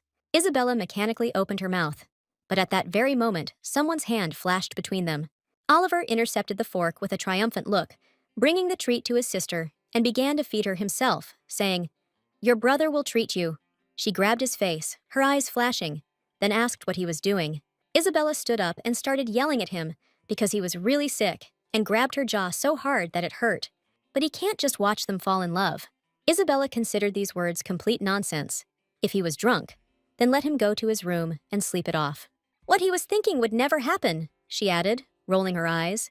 Because she and the prince were just friends. She grabbed him by the scruff of the neck, but Oliver immediately began babbling. I'm sorry, I won't do it again." His tone was so pathetic that even Christopher involuntarily snorted. Isabella turned and suggested that His Highness go and leave Oliver here, since he had already gotten on everyone's nerves. She turned to him again, because he ignored her. He had a kind of angry and gloomy face. He asked where she was going. Isabella didn't expect such an answer to her question. Christopher stood up, his face unreadable. "Maybe just leave me here," he suggested coldly, irritation clearly evident in his voice. Isabella felt a sinking feeling inside her. Had she done something wrong? These thoughts immediately flashed through her mind, but she couldn't figure out what exactly she had done wrong. His gaze was so icy, she even thought that he could kill her on the spot. What was happening to him, she thought. At that moment, Martha entered the room. Seeing the prince, her eyes widened. She asked how Christopher became human again. This burst out of her, in complete bewilderment. But it just happened somehow. She didn't expect it to happen today. And why not a day earlier? If he was going to. And they forgot, it's a pity. But first she has to ask about the main character. Marta straightened up and said in a businesslike manner that Hannah was waiting for them in the living room. Isabella immediately jumped to her feet. They had to go. And now, she said sharply, glancing at Christopher, her tone leaving no room for objection. From the first meeting, everything went wrong. He couldn't imprint. I thought that if he got used to her face, then it would work out later. Hannah bowed and greeted everyone. She made a graceful curtsy, smiling from ear to ear, and introduced herself. I am Hannah Manu. Very pleased to finally meet you in person. Looking at her in person, Isabella sees that she herself is as neat as her name. She said with a smile on her face that they needed her help. Pointing to Christopher, she said that this guy had been poisoned and was asking her to take a look. Everyone was shocked because he laid his head on her shoulder. Isabella was irritated that he was behaving like that in front of the guest. Hannah covered her mouth with her hand and said, God. She asked for his hand, but what is she waiting for? Let him take it quickly. He asked Isabella to take it herself because he was scared. But she was not at all scary, although Christopher suddenly cringed, as if in front of him was not an elegant lady, but a real monster. What was happening to him today? She thought in despair. Martha said that Mr. Christopher was a coward. Despite his appearance, what could a man called the terror of the battlefield be afraid of? Finally, Anna managed to take his hand, but he did not let go of Isabella's hand either. When he was Chris, I could only feel his paws, which were covered in fur. Now he has such long arms, it's all somehow amazing. She looked at his face, white and silver hair, and beautiful yellow eyes. Isabella asked him if it hurt or not, because his eyes were red. He said it was because of her. The examination was over. Christopher abruptly removed his hand. "There's nothing to worry about," Hannah said. "No signs of poisoning, completely healthy. They can't relax until they get a diagnosis, although she's glad he doesn't have any problems." But then Hannah continued to speak. The reason why he was healthy. Her voice sounded mysterious, as if she was revealing some mysterious secret. "There is a monster in him, no. More precisely, he is a demon." Hannah straightened up. Her eyes lit up with professional interest. She added, "Or rather, demonic blood flows in his veins." They sat and listened attentively. A tense silence reigned in the room, holding their breath, listening to her every word. Even the air seemed thick with unspoken questions. Christopher asked if she could see that, but she could see much more. He tilted his head to the side, his voice filled with genuine interest. Then he asked even more. Hannah sees the connection between them, as well as the fact that she is unstable. Isabella sat there, her gaze full of bewilderment, moving from Hannah to Christopher and back again. She didn't understand what connection she was talking about. Fragments of thoughts were spinning in her head, but none of them formed a logical picture. Martha looked at her and then asked what she was talking about, but she had no answer to that question. Christopher walked up to Hannah and grabbed her chin. She seemed to have talent and a keen eye. Christopher chuckled coldly, his fingers lightly squeezing Hannah's chin. "But you know, words like that usually don't live long," he whispered so quietly that only the two of them heard. A dangerous spark flashed in his eyes. Isabella didn't understand how this could happen to the main character. Shouldn't the two of them fall in love, she thought. If he had known how presumptuous she was, he would have kept quiet, she apologized. Christopher unclenched his fingers and leaned back casually on the sofa, folding his hands in front of him, his posture radiating some kind of restlessness, but the tension in the air still hung like the silence before a storm. Then he turned to Martha, and she immediately understood everything. "Pretending to be busy, we really do have to go," she announced too loudly, trying to diffuse the situation. She put her hand on Hannah's shoulder, hinting that it was time for them to say goodbye. The sorceress silently stood up and left. Isabella watched her go. Isabella asked what was going on with Christopher, to which he replied that she was being too arrogant. They couldn't even get close, let alone imprint. She hoped that Christopher would at least perceive her as someone who helped him. She didn't think that she would be cursed by an arrogant person. Isabella stood up and was about to leave. Then he took her hand and asked where she was going. She replied that she needed to say goodbye to Hannah properly. Christopher looked at her like a child. "Thanks for the clarification. That's what was expected to be said from him," she called her. "So she definitely needs to say goodbye properly." Turning and looking at Christopher, she said she would be back soon. Isabella managed to catch up with Hannah. The sorceress, in turn, bowed and apologized for not being able to help. But in reality, it was not she who should apologize. Isabella herself apologized for the fact that they invited her and treated her badly. Hannah said she was very kind, but Christopher was very kind too. It's just that he was probably not in a good mood today, and she hoped that her mood wouldn't be spoiled too much. Because of this, his displeasure was understandable, because she was so self-confident. "Don't worry, it's okay," Hannah said softly, and Isabella felt a weight lifted from her soul. She was actually glad to hear that. Maybe it wasn't that bad, she thought. She held out her hands to her with a smile on her face. Isabella extended hers back without thinking. Something in the gesture felt right, like it was meant to be. They stood and held hands. At some point, some magic started to happen. Hannah noticed that Isabella was no less special than he was. Her blood attracted demons. As it turns out, they are very similar in this regard. Then, Isabella jerked, as if burned, and pulled back sharply, breaking contact, her hands shaking and her heart pounding in her chest. But she just smiled at her. In the original, this must have been the reason Christopher attacked Hannah. The pheromones were most likely in the alluring scent of blood, Hannah explained quietly, watching Isabella turn pale. "I don't know what your life was like before," Hannah said, and she looked down. But Hannah's life was not the smoothest. She just said that she better stay away from him, finally exhaling as if squeezing out a warning. "For now, her blood is just medicine for him," Hannah continued, choosing her words carefully. She paused, as if hesitating whether to speak. But she still added that one day her blood would become poison for him. And when it happens, Hannah looked Isabella straight in the eyes. "You will feel the consequences in full." Saying this in her voice, there was no threat, but a bitter truth, suffered through her own experience. One day they will become poison to each other, so they must keep their distance. She thought that her blood was a tonic, or a medicine for him, but not a poison. Because of her blood, Christopher would have problems, but I just want to understand how big the problems are. Hannah warned her with such concern on her face. Could he really die, she thought? If so, they will have to move away. Christopher must break the curse and become the perfect emperor. And Isabella, in turn, must continue to live safely in this world. Christopher walked into the room in fear. Apparently the girl said something bad, but she still didn't want to part with him. He would have to return to Jetto anyway, and they were destined to part. It was all too heartbreaking. He doesn't know what she heard, but it was probably nonsense. He asked her not to pay attention to it, but she can't ignore the main character's experience with superpowers. Isabella moved closer to him and said, "Your Highness, let's talk." He was even a little scared. Then Isabella thought that her face was too ugly. She got angry and clutched the sheet in her hand. Christopher immediately understood everything and asked her to stop. He should have answered, no. Then the pillow flew straight at him with such force that he even fell onto the bed. Isabella was scared. She felt like she had hit him too hard. Christopher was in pain. It seemed like he had dislocated his shoulder. Isabella began to apologize to him. He smiled and said that he was in terrible pain. And then he added that if someone blows, everything will pass very quickly. She put her hand on his shoulder and thought it was her fault. She had to take responsibility. Christopher asked what she was doing, but she was just trying to set the bone. At that moment, Christopher grabbed her and turned her over. He pushed her onto the bed and hovered over her, leaving Isabella speechless. Everything Christopher said is okay now. As it turned out, everything went away for him. Apparently, it was a groan of relief. Now he was going to have a serious talk with her. Christopher asked what happened. Then Isabella started to tell. Hannah said that her blood could become poison and that he could suffer because of her. She asked what it meant, but she didn't say anything else. Christopher didn't like Hannah from the start, and she didn't even give a reason. There's a chance she's wrong. He would be able to understand the meaning if he were a wolf now.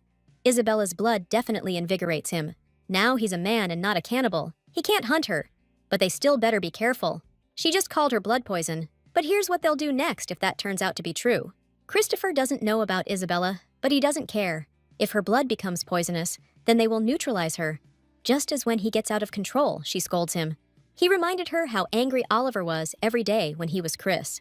She took care of him many more times. He grabbed her face with his hands and asked her to look at him.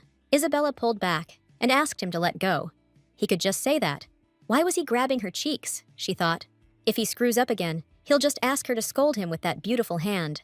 She asked if she could really treat the prince like that. Anyway, she was the only one who could stop him. Isabella clearly remembers trying to calm down the enraged Christopher, but it would be a shame if he got into trouble because of her. In fact, Isabella was also worried about it. He stroked her head, saying how honest she was. And he clearly doesn't want to distance himself from him because of some woman's words, just like she doesn't. But it would be right to do just that, for each other's sake. But then Christopher asked what if he could guarantee her safety. He also asked that if he could find the right way to protect her, then it would be good for her, she replied. If he could guarantee her life would be preserved. He said, okay, he's not going to break up with her. Let him throw these thoughts out of his head. She didn't forget that he was choosing a very difficult path. They could solve everything much more simply. Just move away from each other. That's what she wants. Well, it's not that hard for them. If it becomes dangerous because of their blood, then they will simply avoid bleeding. Isabella scratched her head and said, simply put, it is possible. Then Christopher folded his hands in front of him and said, it's decided. This conversation is over. He extended his hand to her and said that they had not walked for a long time and offered to fix it. Isabella only said one phrase, I hate you. Nevertheless, she stood up and accepted his invitation. Isabella was delighted with the winter garden, especially the variety of flowers that grew there. Christopher called out softly to Rosetta, at the same time taking a neatly folded linen handkerchief from his pocket. Before he could utter a word, the girl had already dropped to the damp ground, completely ignoring the possible stains on her dress. A slight smile appeared on his lips as he held out the handkerchief. He wanted to spread it out for her. There was a slight annoyance in his voice, mixed with concern. Isabella raised her eyebrows slightly, studying his face in surprise. When did he manage to become so gallant? Flashed through her mind. But nevertheless, she accepted the handkerchief from his hands. With unexpected tenderness, she spread the cloth on the grass, deliberately making room next to her so that he could sit down. Isabella smiled and pointed to the handkerchief, then asked him to sit next to her. Christopher sat down next to him and covered his face with his hands. Apparently, he was very ashamed of this situation. Isabella began to weave plants together, but since she hadn't weaved for a long time, she forgot how to do it correctly. He looked at her in surprise and then asked what she was doing, to which she replied, "You'll see, you'll find out." With deft movements, she wove a wreath and, without giving him time to come to his senses, placed the creation on his head. The wreath was finished, Isabella announced, leaning back to admire her work, her eyes shining with the genuine joy of the simple moment. Christopher said he already had a crown, but it couldn't be compared to a crown. Then he got up and walked in the other direction. Isabella took on a new product. His voice made her look up. He was holding something in his hands, carefully hidden in his fist. He doesn't know how to weave wreaths, so he asks to accept this in exchange. She really liked the ring he made with his own hands. She didn't even know he could do that. She really liked the gift. She thanked him, and he asked her to make him some more. But Isabella liked this one too. She didn't understand why it needed to be changed, to which Christopher said that it had already fallen apart. Isabella was tormented by one question. Could he smell her? But there was some catch in this question. He looked at her questioningly. He used to smell something delicious when he was Chris, but she smelled normal, and now she smelled like flowers. She doesn't know what she smells like, but it must smell good. Isabella doesn't want to worry about being eaten. She asked what Hannah smelled like. He opened his mouth and asked in complete shock why she needed her smell. It felt like she was a pervert. Isabella knew that Hannah was the main character. There had to be something memorable about her. She decided to let the situation slide, since everyone would find out at the prince's birthday banquet. Christopher asked for her hand and told her that she had nothing to sigh about. Isabella had a question she really wanted to ask, the question of how many girls he had. It was clear from his expression that the question was very confusing. She noticed that he was getting close to her too easily. Christopher decided to ask her the same question, but Isabella had a very high bar. No one had ever been liked. He decided to move a little closer and asked what about him. She laughed and said that he was perfect, and thanks to him, her standards were raised, because he was the most handsome in the world. With a smile on his face, he said that in that case, she probably wouldn't have anyone in the future. Isabella Carcel is in trouble. She can neither get married nor fall in love. As it turned out, she could live alone, which surprised Christopher greatly. She doesn't want to marry a man who is experienced in relationships, so she will take a puppy and live alone. Then Christopher indignantly shouted that he was there. Well, what kind of relationship can there be if they are just friends? With the words "not friends," Christopher turned away from her. She didn't expect such an answer. He continued to sit there, offended. Now the question was in her head. If they are not friends, then who are they? Perhaps they were colleagues who had overcome adversity together, she suggested. Then I voiced my opinion to him, to which she replied that there was no need to decide for him. They have a deeper relationship than what she says. And it seemed that he was talking about the relationship between a dog and its owner. It seemed to Christopher that she still saw him only as a pet. Then she stood up and said that she recognized him as a real person. Christopher stood up and said he was going to leave to find another owner. Isabella asked not to do this, because they had not yet prepared. Before she could finish speaking, Christopher clamped his lips over hers, making it too difficult to say anything further. Apparently, he was very angry with her. He even told her outright not to talk to him anymore. Isabella was alone again today. She has a desire to be alone, judging by her mood.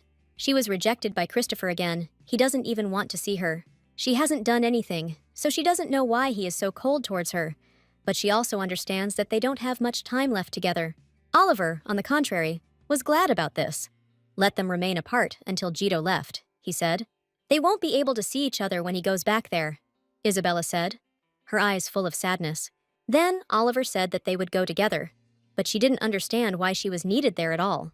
Oliver, wide-eyed, asked why she wasn't going, but Isabella just didn't see the point. They are going specifically to the coming-of-age ceremony, she forgot. After the banquet, in honor of the prince's birthday, there will be a coming-of-age ceremony. Isabella brought the cup closer to her and said that she would just stay home. After these words, Oliver screamed very loudly. Isabella even had to cover her ears with her hands. She asked him to speak a little quieter, because her eardrums would burst. Oliver grabbed her by the shoulders and started shaking her. He said that she absolutely had to go to the ceremony in Jetto, because she herself said that she would rather die than stay in the north. But she herself was going to live luxuriously in Jetto. She pulled her hand away, saying that she had already changed her mind. Oliver can't believe his ears, because she said she had changed. But was it really that much? She was immediately bombarded with questions about her health. Maybe she was sick, but she was fine. Isabella asked if he would live there until the ceremony. He nodded. He would stay home for a while longer, if that was the case. She wouldn't be so sad. They think that you need to go to Jetto to get caught up in dirty political games. Exactly. Besides, the Empress will be there. She will not remain on the sidelines, Isabella decided to add, especially after Isabella looked after His Highness and protected him. The Empress will consider her a henchman and will start to bite her vilely until she loses heart. Poets reason she will not go. In the original, the Empress was easily killed, obviously. Their meeting with her now does not promise her a long life. Oliver stood up, stroked her head, and said that she knew black and white well, but she was no longer a child. Even her eyes are clear and shining, Oliver added with a smile on his face. This infuriated Isabella, and she began to ruffle his hair, telling him not to treat her like that again. Then suddenly, Simon enters the room. In fact, he was standing behind the door and watching this picture for some time. They hadn't seen each other for quite a long time, so they greeted each other and began to discuss their affairs. The situation in the castle is not very good. Due to uninvited guests, Simon heard about this, as well as the fact that His Highness is staying. Since he came to get some treatment, there is no need to tell them that he is going somewhere. Simon's heart was touched to hear the young lady make such sensible remarks. The Baron had good news. They had finally signed a contract with Asilla's workshop. Isabella watched with satisfaction the results of their joint work. Finally, everything worked out, she thought, feeling pleasantly tired after a busy day. She didn't do anything, and it's all his fault. Simon handed her some document and added that he didn't know what to do with such kind words from my lady. She looked at him intently. In that case, Isabella would go with them to Jetto, Simon said, and Asila agreed on the condition that she would personally manage the affairs. All this is because Isabella is the CEO, but she was just an extra and only indicated her name in the document. Here her menacing gaze looked at Oliver, so she asked what was going on here. Noticing how her brother was trying to hide something, she held the document and saw her signature on it. It was Isabella who mentioned Assel's workshop, so it is now her responsibility. Simon offered to provide his name to ensure the successful completion of the deal, because he doesn't do stupid things. Then she decided to change everything immediately, so that Simon would become the director. He doesn't want to take responsibility either, he said with a smile. He thinks that Isabella would definitely do a good job, but this job was simply thrust upon her. Here she remembered their conversation on the street, where she offered to give him a seal so that she would not be bothered unnecessarily. If she had known, she would never have given her seal. She won't let him go just like that. He won't leave just like that. He handed her another document. She looked at him with a face full of distrust. But Simon, to commemorate Asilla's contract, they promised to make earrings and a necklace for her coming-of-age ceremony. She liked the jewelry. She understands that they cannot gain fame. Simon ran. He shouted that he would inform that they would go together. Oliver and Isabella exchanged glances. Apparently, she would have to go. She was very upset. Then her brother cheered her up a little. Isabella sighed heavily, her face sad. She began to complain to her maid Grace. She did not want to go to Jetto. She wanted to stay at home. But if she did it her way, she would feel sorry for the Baron, who had traveled and worked so hard to succeed in this deal. All this money could become her retirement fund. She doesn't want to give up. The earrings and necklace made of mana stones will be well advertised, especially if she wears them to the coming-of-age ceremony. Grace tried to cheer her up by telling her that everything would be fine, and that maybe she really should go to Jetto. She understands that she needs to pull herself together. Even if she doesn't like it, she's not going to live there. She'll just take a look and go back home. Take full advantage of this ceremony. Grace was surprised by her changeable mood. Isabella asked where the prince was now, whether he was in his room, and received a positive answer to her question. She thought for a moment and remembered his words, where he told her not to even think about talking to him. It seemed he was really offended, she whispered. But if he had misunderstood, then she did not have to report to him. Let him sort out his own thoughts.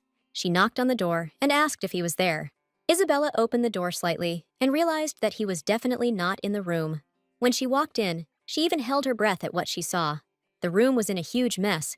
It looked like a thief had broken into the duchy, and most importantly, he was no ordinary thief. Isabella immediately gave Grace the task. They had barely left his room when Martha ran towards them with all her might. Isabella looked at her questioningly. Martha, oblivious, began to rummage through the drawers feverishly, turning everything upside down, her fingers shaking and her breathing ragged.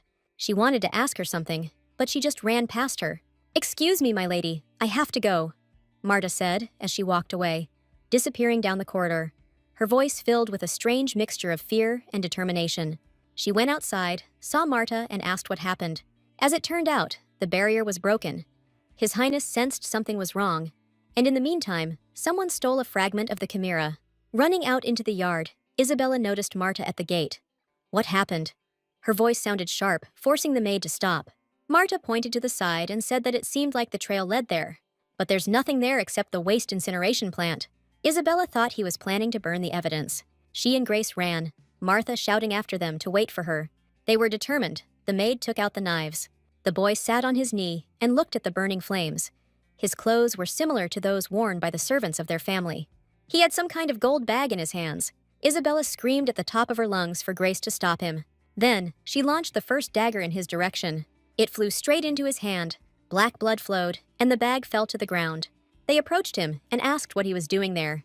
The boy stared at Isabella. Of the servants, only Grace, the butler, and Hannah could look directly at her. Most likely this guy was not one of the Carcel servants. He didn't look like a human at all. There is some kind of loophole in their house. For some reason, someone always appears. The dirt bowed and said that she would look for it and close it. But she can't just close it, because it's a creature, a monster. And this monster was so high level that it was able to break through her barrier. Marta divided the space so as not to damage the buildings. In any case, monsters rarely look like people. Marta also suggested capturing him alive and doing some research, but Grace shouted that they just needed to get rid of him. Then the boy looked at them all. His face was calm and very pale. With a hissing and squelching sound, 3 snakes crawled out of his mouth, their scales shimmering poisonous white. And then 3 snakes crawled out. They started talking to each other. They were caught, so they can eat. Someone allowed them to eat if they were caught. Isabella smiled and asked who told them this. One of the snakes smiled back at her and replied, "That woman." Grace and Martha did not understand what woman they were talking about. Then Isabella thought that perhaps they were talking about the Empress. It was hardly possible to talk about that. "There are 3 women here. Each one will get one," said one of the snakes. They glanced at Isabella and said that this woman seemed the most delicious. Grace covered Isabella with her hand and asked her to move away. She has Martha, the elite sorceress who always controls the battlefield, and Grace, a natural-born elite assassin. She doesn't need to interfere. The girls stood next to each other, and the snakes headed straight towards them. "And it doesn't hurt at all," said one of the snakes. Marta stood in shock that practically nothing happened to the snake. It seems that the Empress prepared the monster especially for Martha. Grace stood in front of them and said that she would try to deal with them herself. She seemed to fly up to them and cut all 3 necks with her dagger. Black blood poured out of the body, and the head flew off to the side. They didn't care at all about such actions, so they decided to try to attack again. Dirt wiped her face with her hand and realized that they wanted to do this kind of thing endlessly. Isabella stood watching and wondering where their weak spot might be. One thought did come to her mind, however. She swung the dagger and threw it straight at the boy. Then, one of the snakes tried to cover him with itself. Marta found this interesting. It's funny that she didn't notice it right away. Now she has an understanding of what needs to be completed. She raised her scepter, and a huge stream of energy was released from it. Martha directed all her power towards them. Suddenly, one snake appeared on Isabella's hand. It wriggled and tried to bite her. She tried to throw it off, but it was all to no avail. At some point, she jerked her hand so sharply that it came loose. The snake fell to the ground and did not move. The remaining 2 looked at them with furious eyes. These were high-ranking monsters, and she was able to deal with them herself. They were in pain, they were dizzy, they seemed exhausted. Isabella had told Martha before that these were advanced monsters, and that she was a little weird, and that they were pretty smart. Exhausted, they just sat in a heap and talked among themselves. Isabella clenched her fist, laughed loudly, and asked who wanted to bite her next. Then they looked at each other and said that they would not do it anymore, no matter what smell was coming from her. Isabella focused on what they said was a delicious smell. She looked at her hand, which one of the snakes had managed to bite through. Blood dripped onto the floor, and the snakes simply watched. Isabella asked what to do with them, because they were disgusting, so stupid that you wanted to kill them. But nevertheless, they have a high level and think, communicate. You need to dig up some information through torture, she answered. Isabella was already about to leave. Then she felt someone's gaze on her and turned around abruptly. It was Christopher. He came running to the sounds of the battle, but it was already over. Isabella asked where he came from. It seemed to him that something was wrong with the barrier. He went to check it, and there was the owner of this head. He had to get rid of him. But he assumed that the real monster was the boy she captured. She's not sure, but maybe that boy stole the chimera fragment. Christopher pointed his sword at him and asked why he was still alive. The boy ran up to her, fell to his knees and hugged her legs. It seemed to Christopher that she was not satisfied with just him and began to tame all the monsters. The boy continued to call her, but Isabella only asked him to shut up. Christopher noticed that she was hurt and took her hand with a very worried expression on his face. He looked at her with warmth, and there was also playfulness in his gaze. When he tried to drink her blood, she pulled her hand back and covered his mouth with her hand. At this moment, he felt very awkward. He also asked Marta to take care of everything. It was dangerous for him to stay here. When she asked if he was sure, he was silent for a second. At that moment, he thought only about Isabella and her well-being. He expected this, but he really suffers. Even in human form, first they need to determine if he is poisonous. The boy said that there was no poison in it. But if that was a lie, Grace would immediately cut off his head. So he changed his answer and said that there was. Then she came up to him and started to pat him. It was painful for him, because he had a fever and the wounds were burning badly. The boy asked the lady to save him, but he bit with his poisonous fangs. Then he promised that from that moment on, he would obey only her. Marta asked to minimize her movements and take a rest. She will quickly analyze his poison and make an antidote. Then she grabbed him by the scruff of the neck and dragged him along with her. Isabella hoped that everything would be fine, but thoughts of killing him never left her. Isabella lay in bed, completely out of strength for anything. Oliver and Grace screamed that they would just get rid of this bastard. But you can't just get rid of him. Let him send him to hell in the most painful way. She also asked them to be a little quieter. They were concerned about her well-being. Grace ran for a doctor, but Isabella simply drove them away. Now she just wants to relax. Hearing a click, she opened her eyes. It was Christopher. But how could she tell him that she was in mortal pain when he had that face? She grows dull, as if she had caught a cold. She wonders whether he is alive or not, because Oliver will not stand on ceremony with him. For now, Martha is practicing on it, but everyone knows that she will practice on it until it dies. Christopher was worried about whether she liked him, but she didn't even say that, so he said he was lying, because she protected him when he tried to kill her. They need to get information out of him, because this is all for him. Christopher was most worried that he would put her in danger, but she laughed it off and said that if anything happened, she could escape. He asked what he should do then, catch her or let her go. The sorceress was right.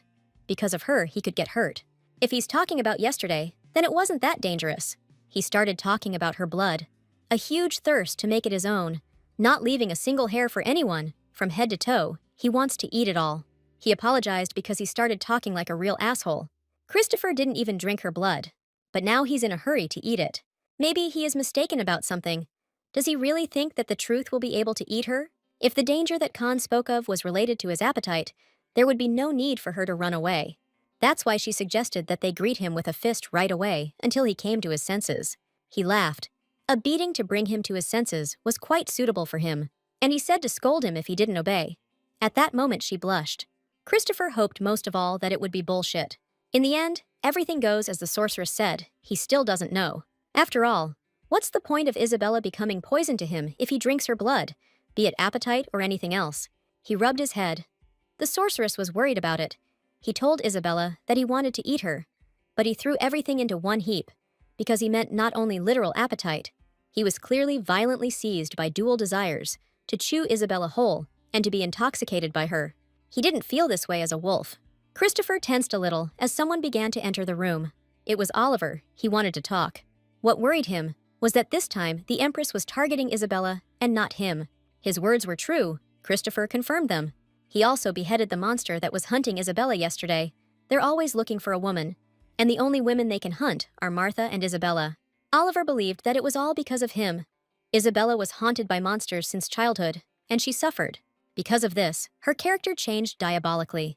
All she wanted was to return to normal life. He tries to convey to him that he destroyed Isabella's peaceful life. Christopher understood this without him. After meeting him, she constantly gets into trouble, but he can't let her go. He's just not capable of it. Then Oliver said that he just needed to take responsibility. Christopher looked at him in surprise, because he did not expect such words. He thought that Oliver would tell him to disappear. Even if he asked, he still would not listen. This does not mean that one should contact her more than necessary. Let her not think some nonsense. She has plenty of knights. It would be too much if the crown prince was treated like a simple knight. Christopher, that you wouldn't protect her if you had to. He put his hand on his heart and said, at the cost of his life, his gaze full of confidence in his words. Isabella has decided to go to Jetto. She has a deal that cannot be missed. Oliver scratched his head and said that she would go with him. It was originally planned that it would coincide with Isabella's coming-of-age ceremony, But in such a situation, nothing could be done. Even though he will catch the eye of the Empress, he will still be the focus of her attention. Since it has come to this, now it is their turn to get on her nerves. Oliver also reminded him about the wine that Christopher promised him. He laughed and told him, "Anytime, you can drink until you burst." The boy ran into the room and shouted, "Mistress!" They exchanged glances. The boy was a little scared. Christopher grabbed him by the scruff of the neck and threw him straight into the wall. He asked him if he was going to apologize for what he did. The boy sat on his knees, his head down, and only quietly said, "I'm sorry I hurt you." This is how Isabella lives, and all the monsters apologize to her. The only monster she knows drools and throws it at her. Since it's a high-level monster, it might be useful to have it nearby. Christopher asked if now that he had done his job, he could kill him. The boy ran up and jumped right into her arms, begging her to let him live. She asked not to call him mistress, because they were enemies, but he said with tears in his eyes that they were no longer enemies, but on the same side.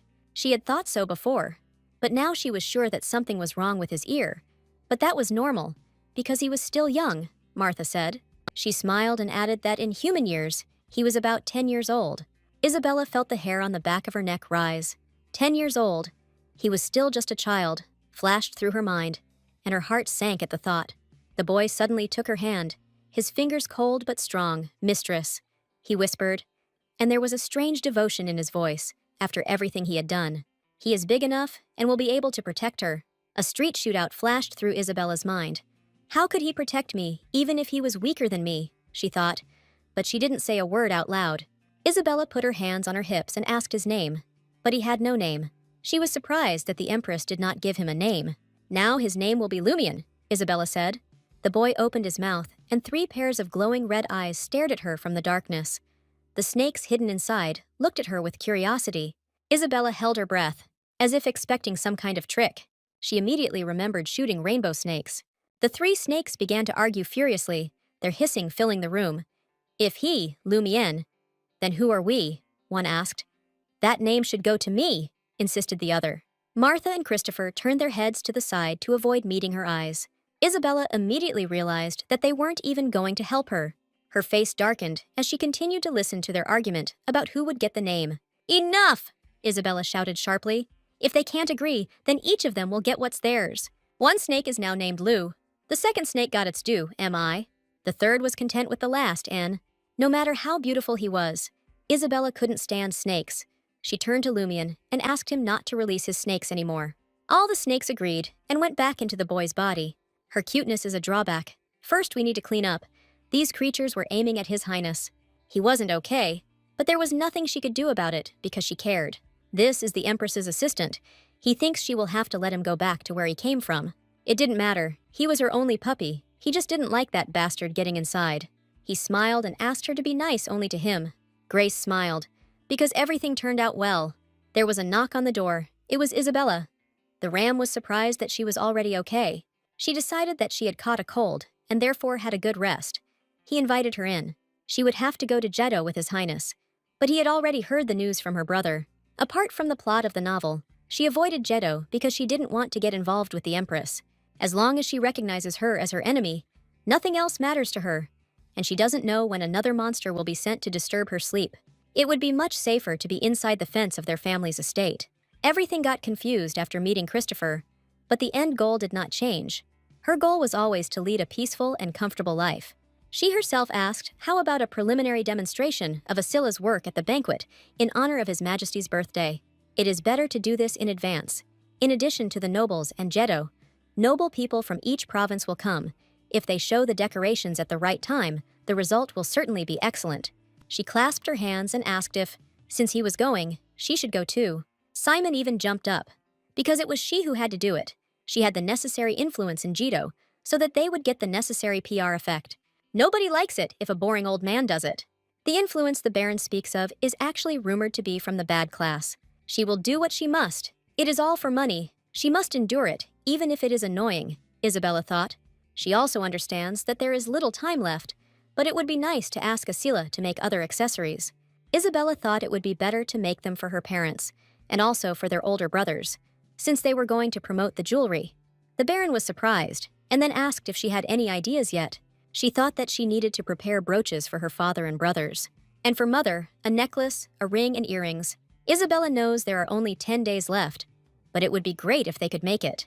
But he hopes that Asilla won't give up on it. Simon asked her not to worry. The accessories that would be presented at this banquet had already been prepared, and were now in the final stage, so her request was quite feasible. The Baron did not let us down, even at the final stage. She plans to make a contract with a wizard, so that magic can be placed into a processed mana stone. Simon reminded her about the guy who came, because she really praised his skills. If everything suits him, then she is not against signing a contract. Now, there is only one person left. She handed him a piece of paper and said, "If possible, let them do this first." Simon looked at the sketch carefully and asked what it was. She smiled and said that this was a piece for the prince, since it had come to this, and that they should not make Christopher the best model for Carcel's jewelry. Simon immediately realized that this was a great sales boost, so he would do everything in the best possible way. Lumian screamed and begged not to leave him with this witch. Oliver asked if it was necessary to keep it near him. The prince agreed. It was necessary to take something beautiful, but you never know what might happen if you leave it alone. But if they warm it up, then they may be the ones in danger. She agreed that if he started acting up, they would kill him. Isabella was outraged that Oliver and Christopher had become so close. They get along well. The prince jumped up to Isabella, noticing that something was wrong with her. She covered her mouth with her hand. For some reason, she felt unwell from the carriage ride. Christopher will ask Martha to examine her first. It is best to stop. Otherwise, she will simply faint.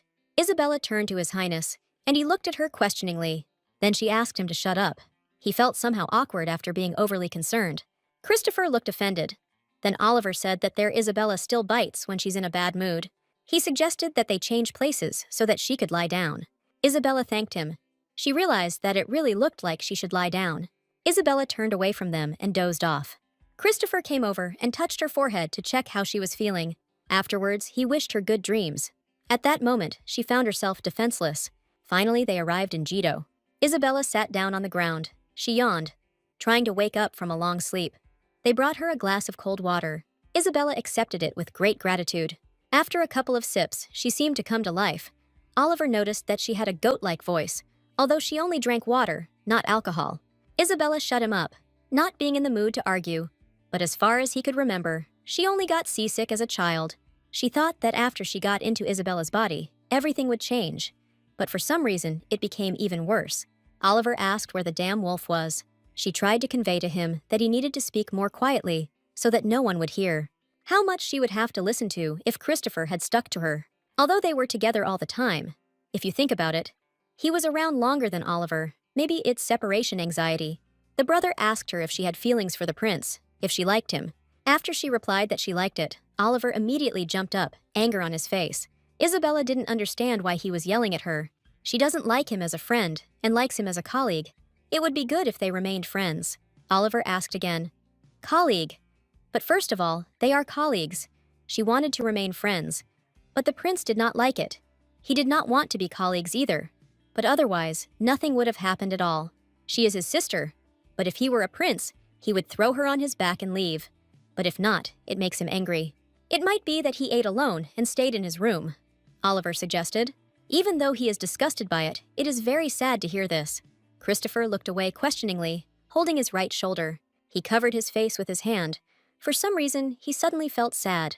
"Welcome, Your Highness," said Isabella's brother. Yes, they hadn't seen Leonard for a long time. Then, a dark-haired man appeared and said that his face was shining. It was Gale. His face always looks like he's dying. He asked emotionally if he even knew who was causing this. Isabella narrowed her eyes, wondering who this young man was. Her eyes widened as she remembered the glass ball.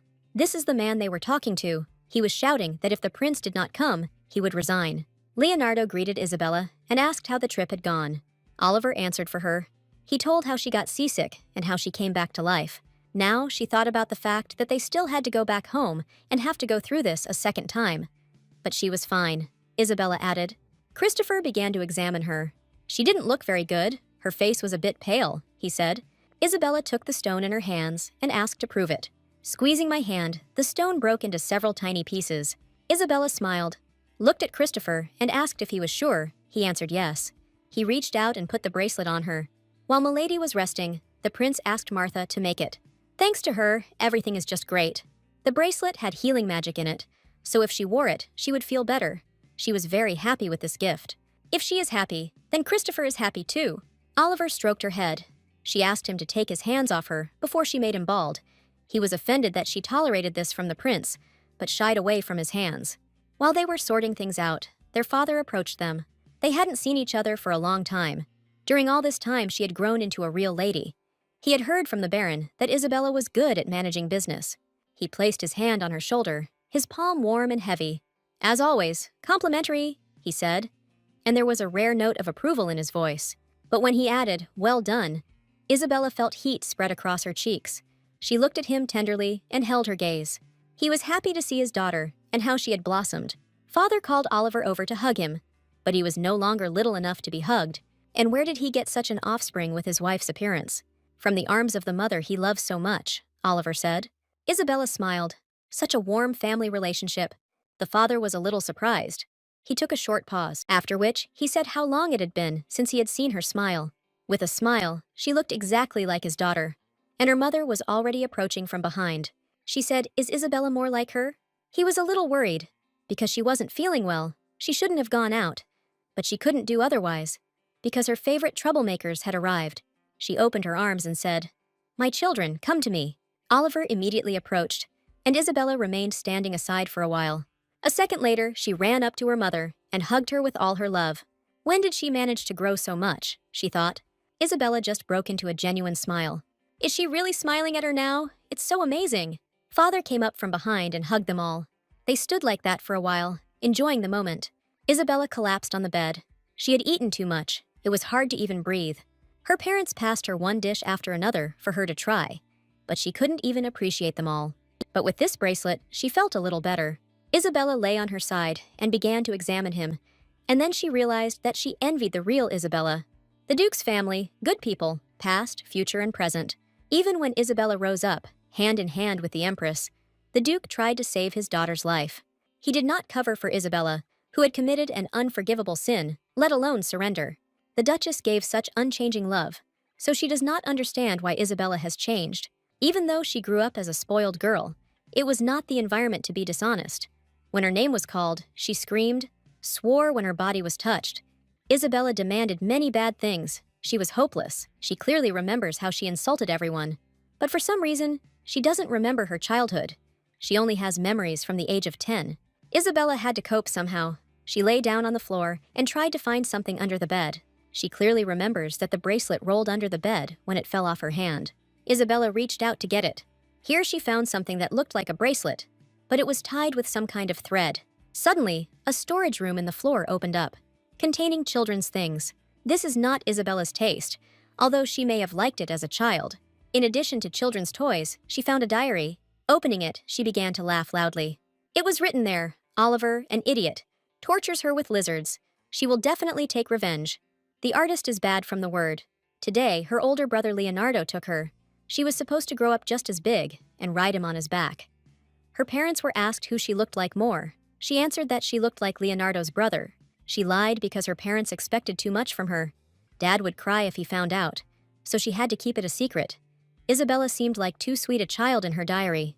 Maybe Isabella just hit her head one day. But one page confused her very much. It said that if she went to the palace, she would run into the Empress. She didn't want to go there. Grace looked at my lady and asked what was wrong with her beautiful face. Her skin is glowing. Her eyes are lined with charcoal, and she appears to have huge bags under her eyes. She couldn't sleep for a long time, thinking about the Empress in the diary. The maid came up and asked her to come with her. They prepared a bath for her, asked her not to be afraid, because they would be kind. But she was still confused by the strange look. They grabbed her and dragged her away. She only managed to scream, "Grace, help!" But she just waved her hand and said that everything would be fine. Looking at her face in the reflection of the mirror, she had no idea what had happened. Her face seemed to glow and was like new. She thanked the maids. Suddenly, she noticed that something was wrong. Everything had changed dramatically. She is not afraid. In the duchy, everyone was trembling. But here she feels awkward, because everything is different. One of the maids asked if everything was okay with her. There was some slight worry on her face. Isabella said she was just looking back at her old self, wondering what she was like in their eyes. The maid said that she was the perfect mistress, sweet, beautiful, and even affectionate. She was the most sincere girl, be it an animal or a person. When she saw that someone was sick, she caught them all. Over time, Isabella changed a lot. Now everything is finished. The gift from Asila's workshop suited her very well. It matches perfectly. Now they can set off on their journey. Oliver asked how the bracelet was, to which Isabella replied that it was just great. Now she has experienced her older brother's power herself, but she knows that it was Eugene who did it. It was he who ordered Eugene to do it. Everything was clear to her. Isabella simply thanked him. At that moment, Oliver even blushed and shook his head a little. He took her friend, and they headed to the castle. The music was playing, and all the people slowly began to gather in the center. The two girls began to whisper. They were not very happy about Isabella's arrival because of the rumors that were circulating about her. Oliver noted that she had a bad reputation, but she wasn't the only one with a bad reputation. He looked at her and asked her not to do anything that would benefit the Empress, but she knew that even without him. They were introduced, His Majesty the Emperor, the Empress Mother, the second prince. Their acquaintances in the past were not exactly strange, but still awkward. She had avoided the Empress as a child. Although what could have changed in 6 years, she thought. Suddenly, her gaze fell straight on Isabella. She was extremely upset to see her here. Well, what can we say about Isabella? She herself is not delighted. She didn't understand whether it was hostility or doubt. But Isabella knew one thing for sure. The Empress did not love her. Absolutely all the people who were in the hall paid attention to her. Isabella was confused as to why everyone was staring at her. She leaned her arm against her brother and took a fan to cover her face. She doesn't remember what happened between her and the Empress when she was a child. Honestly, she doesn't remember anything. But it seems like something happened. Ole would have brought her here if something had happened. Isabella began to ask him pointedly what he was hiding from her and why he was mumbling. He waved his hand and replied that there was no point in disturbing the Empress. There was no need for her to meet with her. She had to be a realist. But she understood perfectly well that Oliver was hiding something. Now that she has thrown out all the bad thoughts, she must look in that direction. As expected, she began to smile sincerely. Christopher shines even brighter, especially his eyes. They are like the moon. Isabella realized that something was wrong here. Oliver looked at her with incomprehension. She immediately noticed that His Highness's eyes had become darker. But how could Oliver know this, since he didn't even look closely? Someone called out to her from behind, apologizing, and Isabella turned her head warily. It was a girl with pink hair, she asked. You are Mrs. Carcel, aren't you? She bowed and said, Let me introduce myself. Anisha Durkin, second daughter of the Marquis Ducan. She was very polite and invited Isabella and Oliver to join them. She responded with a smile. Yes, of course. She couldn't even imagine that the time had come for her debut. Anisha folded her hands in front of her and said, Oh my God. Is it possible that she is wearing that very necklace from Asila's workshop? Isabella carefully tucked her hair behind her ear and replied that it was a gift for her coming of age. Everyone began to admire her earrings. They were even more beautiful than those worn by Countess Jurel. They wondered if they were also magical or not. She replied, Yes. In this dangerous world, she needs tools for protection. It's scary to walk alone because of the monsters. Therefore, such trinkets can only be obtained from the Kartsili. They will definitely buy it when they have the opportunity. Isabella's gaze shifted to the side. She is curious why Christopher is standing there. Afterwards, she noticed that he was looking in her direction. His gaze was different, as if it was not him at all. Isabella's face darkened. She knew there would be some kind of catch. She didn't understand what was wrong with his eyes. The best solution was to keep an eye on him, because she hadn't done anything to make him behave this way. Anisha put her hand on her shoulder and said that Isabella didn't look well, and she was worried about her well-being. She asked her to change. It seems she hasn't recovered from the road yet. She'll go get some fresh air. Anisha said that as soon as she rests, let her come back. He could have thought that he would be left alone. I forgot to ask if she could join. As expected, he can't look at her. When she asked why he was angry, since she was worried about the reason for such a sudden change, he asked her to leave. Christopher once said that he would never let her go. He asked what she was doing, but she wouldn't leave until she found out the reason for this attitude. Christopher replied that there was no reason, so she asked if he thought it made sense. Until yesterday, everything was fine. Suddenly it dawned on her. He is not His Highness. He was outraged by this tone, and then Isabella asked him if he was having fun making fun of her, pretending to be His Highness. If he was planning on deceiving people, he needed to be much better prepared. He thinks that we should stop this conversation. Judging by his calmness, they clearly know each other. Since he can't say what to do, she turned and walked away, thinking that the best solution would be to ask Leonardo later. Suddenly, she saw her brother and looked at him in surprise. Leonardo asked what she was doing here. His Highness seemed strange to her, It turned out that it was a fake. Apparently, he already knew about it. Leonardo and the fake Christopher met eyes. He did his best not to seem strange. Leonardo asked how she understood this. Isabella looked the fake over from head to toe and began to describe it. The eye color is noticeably different. Christopher's are bright yellow. There was no way His Highness would just pass her by. And Isabella continued to explain to them further. But that's not so important now. She's more concerned about where His Highness is now. She doesn't know if something might happen if the culprit is found. But Leonardo can't reveal this secret. Until he answers, Isabella won't move and will continue to pester him. He asked her to go and rest, not to make a scene here. Here she turned sharply to add something. I approached this guy and said, Mr. Fake. And then she added, we'll see each other next time, but with a different face. Isabella knocked on the door and addressed Martha. She carefully opened the door and grabbed her dress. Then, with lightning speed, he dragged her towards him. Isabella's face turned pale as she saw silver fur. His Highness was glad to see her. He wagged his tail and barked softly. Isabella asked what happened and if they could explain. Christopher started barking, but she didn't understand him. So she stood up and asked Martha to explain it to her. A trembling shudder of fear flashed across her face, and her features froze in gloomy severity. Christopher grabbed Isabella and tried to bite her face, but Martha didn't understand it all that way. Isabella was still smiling sweetly. She gently asked him to let go, and he obeyed.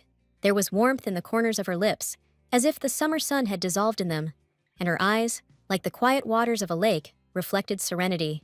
Most likely, he wanted to show his affection in this way. It probably meant that he wouldn't hurt her or eat her, but to him, it looked completely different. In any case, peace is only a dream for them. 5 years have passed, but Martha still cannot get used to His Highness's canine appearance. Christopher got angry and started growling at her, but she didn't understand why he was angry if it was true. He started barking emotionally, but Martha had no idea what he was saying.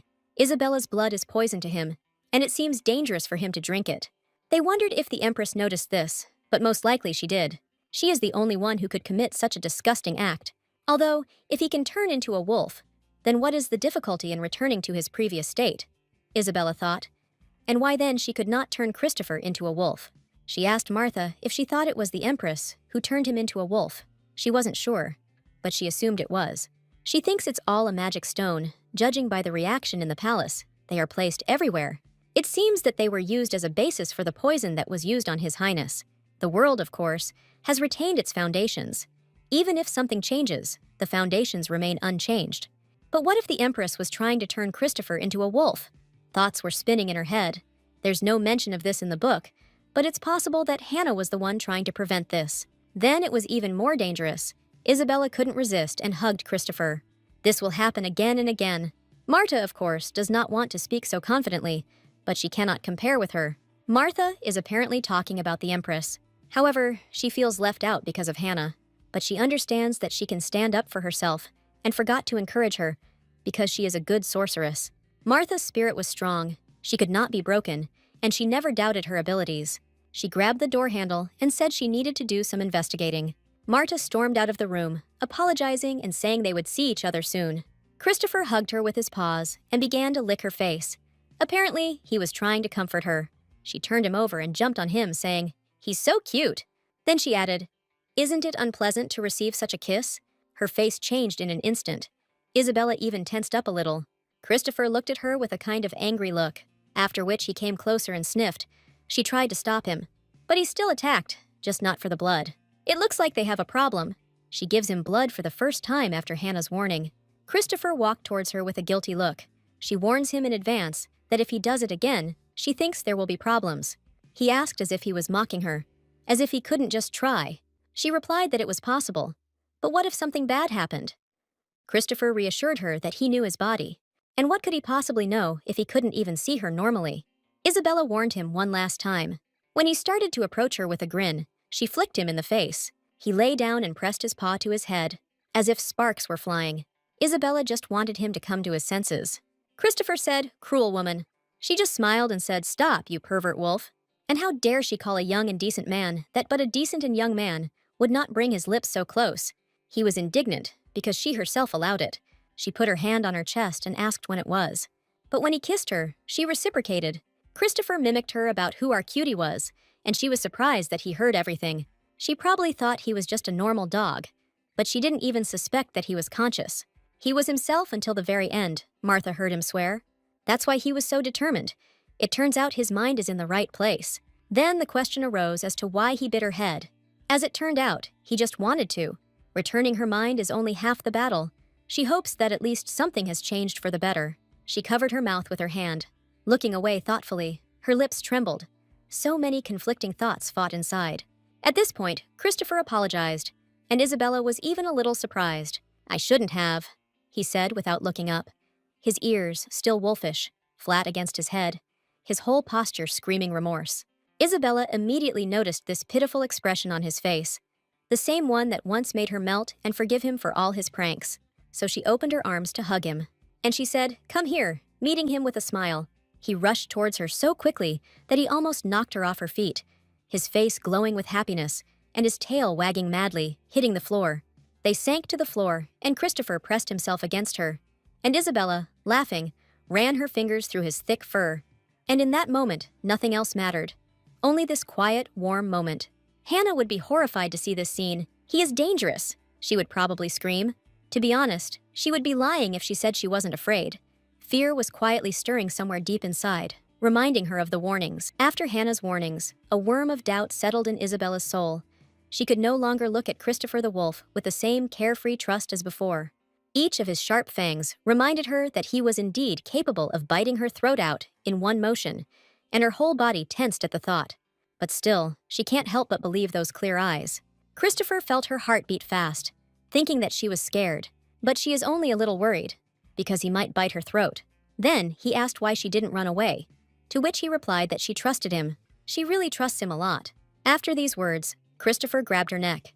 Isabella realized that he enjoyed tormenting people, but she didn't understand why he bit her throat after she trusted him. But he couldn't help himself after those words. Then she gave him an ultimatum. If he did something like that again, she would not let him near her again. Isabella began to examine her neck. She was simply horrified, because now she doesn't know how she can go out in public looking like this. If he ever returned to human form again, she would no longer wait for him at all. Anyway, they're in trouble. If Oliver sees this, he'll be really angry. She can't walk like that, so she decides to cover the wound. Someone knocked on the room. She hoped it was Martha. Another assumption was that the Empress had sent someone. She walked up to the door and put her hand on it. At that moment, she was called out. This voice seemed very familiar to her. "It's me, madam," said the girl. She asked to open her door. She was at the banquet as Christopher's partner, so Hannah's appearance was not surprising. Now that things had gone wrong, I expected that the teacher, the Lord of the Mage Tower, would be nearby. She continued to knock on the door, asking for it to be opened. Isabella looked to Christopher for advice on what to do, but he only advised her to simply open the door. What she was most worried about was that he would be caught. But Christopher wanted to ask her something. Do the main characters really meet as a rule? She ran to open the door with great enthusiasm. When Hannah entered the room, Isabella asked what happened. As if darkness were enveloping her, she carefully approached Isabella. Then she moved a strand of hair from her neck to examine it. She screamed and said that it was for this very reason that they should stay away from each other. Christopher called Isabella to him. Hannah covered it with her hand, but she didn't understand why she was hiding it. She only added that it was too dangerous, although perhaps the most dangerous person was Hannah. She sees that His Highness is too self-confident, but the curse has not yet been lifted. He had already asked her to watch her language, but she remained as stupid as she was. Then the picture formed in her head.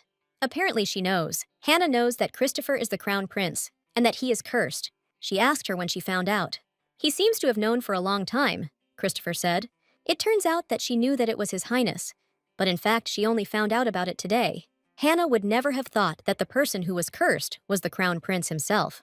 They stood and seemed to be glaring at each other. Isabella stood to the side and simply watched. If everyone knew about his identity, he would hardly have that collar on. But she would have thought about it if he were human, but would not succumb to any demons. The atmosphere in the room was too tense, so Isabella addressed both of them at once. After which she screamed, "Enough!" Forgot asked how she knew and how she found them. Christopher immediately expressed his opinion. Perhaps she came in a hurry because she was afraid that he might eat her. And he hit the nail on the head.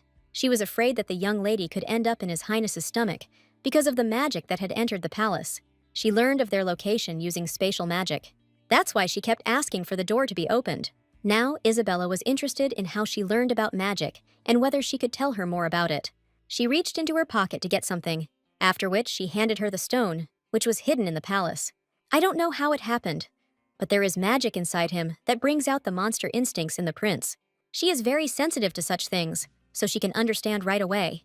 If she had managed to do it before His Highness, she could have stopped it, but she was too late. As expected, Hannah is to blame for Christopher becoming a wolf, because she was supposed to be there for him. What she was most interested in was whether there was any way to stop this and how she should act in the future. It may be difficult now, but she will definitely try to help.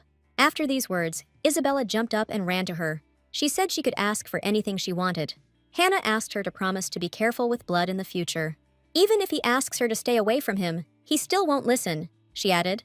With her hand, Hannah touched her neck and healed the wound she received from Christopher's fangs. She smiled and said, "Madam, take care of yourself." She's sorry she's only talking about it now, but she really cares about her.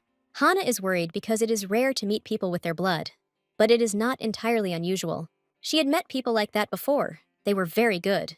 The husband had rare blood like the lady, and the wife was a demon. But they even adopted a child like a normal family. They thought they had true love. But their love, as sad as it may sound, turned out to be unsuccessful. The wife could not resist the temptation, and, cutting out her husband's heart, chewed it and swallowed it. When she came to, she was so shocked that she could not bear it and killed herself. Unfortunately, the child also died. Their relationship is similar to that couple's relationship, so she wants them to distance themselves. If His Highness tastes the mistress's blood, he will crave her more and more. And eventually he'll eat her, and she'll just die. Hannah's eyes seemed to say, "Run right now." But this was not in Isabella's plans. She forgot about escaping when she began to give her blood to Christopher. Christopher stood up, reached out to Isabella, and licked her face. Moreover, even His Highness will not run away. He asked if there was any way to suppress his thirst. But the answer was no. He had to cope with it himself. But she's not sure Christopher can do it. If they want to be together, they need to remove the curse.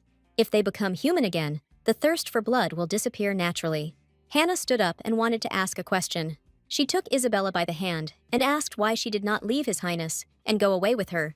Hannah looked at her sweetly, a glimmer of hope in her eyes. I forgot and didn't expect such a turn of events at all. She immediately imagined a picture of Hannah holding her in her arms and His Highness trying to stop them. It looked strange to her. Why was she flirting with her and not with Christopher? Christopher immediately jumped off the couch and pushed Hannah off her feet, saying, "Leave her alone." She even held her breath. What a shame. Isabella had already promised to be by his side for the rest of her life, and they started their music again. Then Isabella stood up and asked His Highness to stop, to think about his status. He was outraged that she was scolding only him. Now he would die from injustice. Hannah pointed her finger at him and told him not to fall for this bait. She asked her to stop too, after all. She was the second son of the Empire, even though you wouldn't know it from looking at it. She's also offended. She's just trying to protect her. She asked them to be friends, judging by their behavior, and not just a perfect couple and very suitable for each other. After these words, they looked in her direction with a furious gaze, but it was not necessary to react so sharply. But they really are perfect for each other, so she suggested on this wonderful note that they get closer. Hannah doesn't make friends with monsters, much less demons, never. Not for any amount of money. She doesn't know how Isabella came to this conclusion, but they will never get closer. Christopher doesn't need anyone else but her, but fate itself connected them, and Isabella is just an obstacle between them. Christopher asked her not to bring up the subject again, and he said she'd better get out of here if she was done. Then she stood up for Hannah, because he shouldn't drive her away. She took her hand and asked her to stay until Martha arrived, and to be good friends with the prince. She thought it would be impolite to refuse, so she agreed. Since that's the case, they decided to tell a little about themselves. Isabella started first. She is 18, and soon there will be a ceremony of her coming of age, and her hobby is playing with His Puppy Highness. Her favorite food is always changing, but lately she really likes apple pie.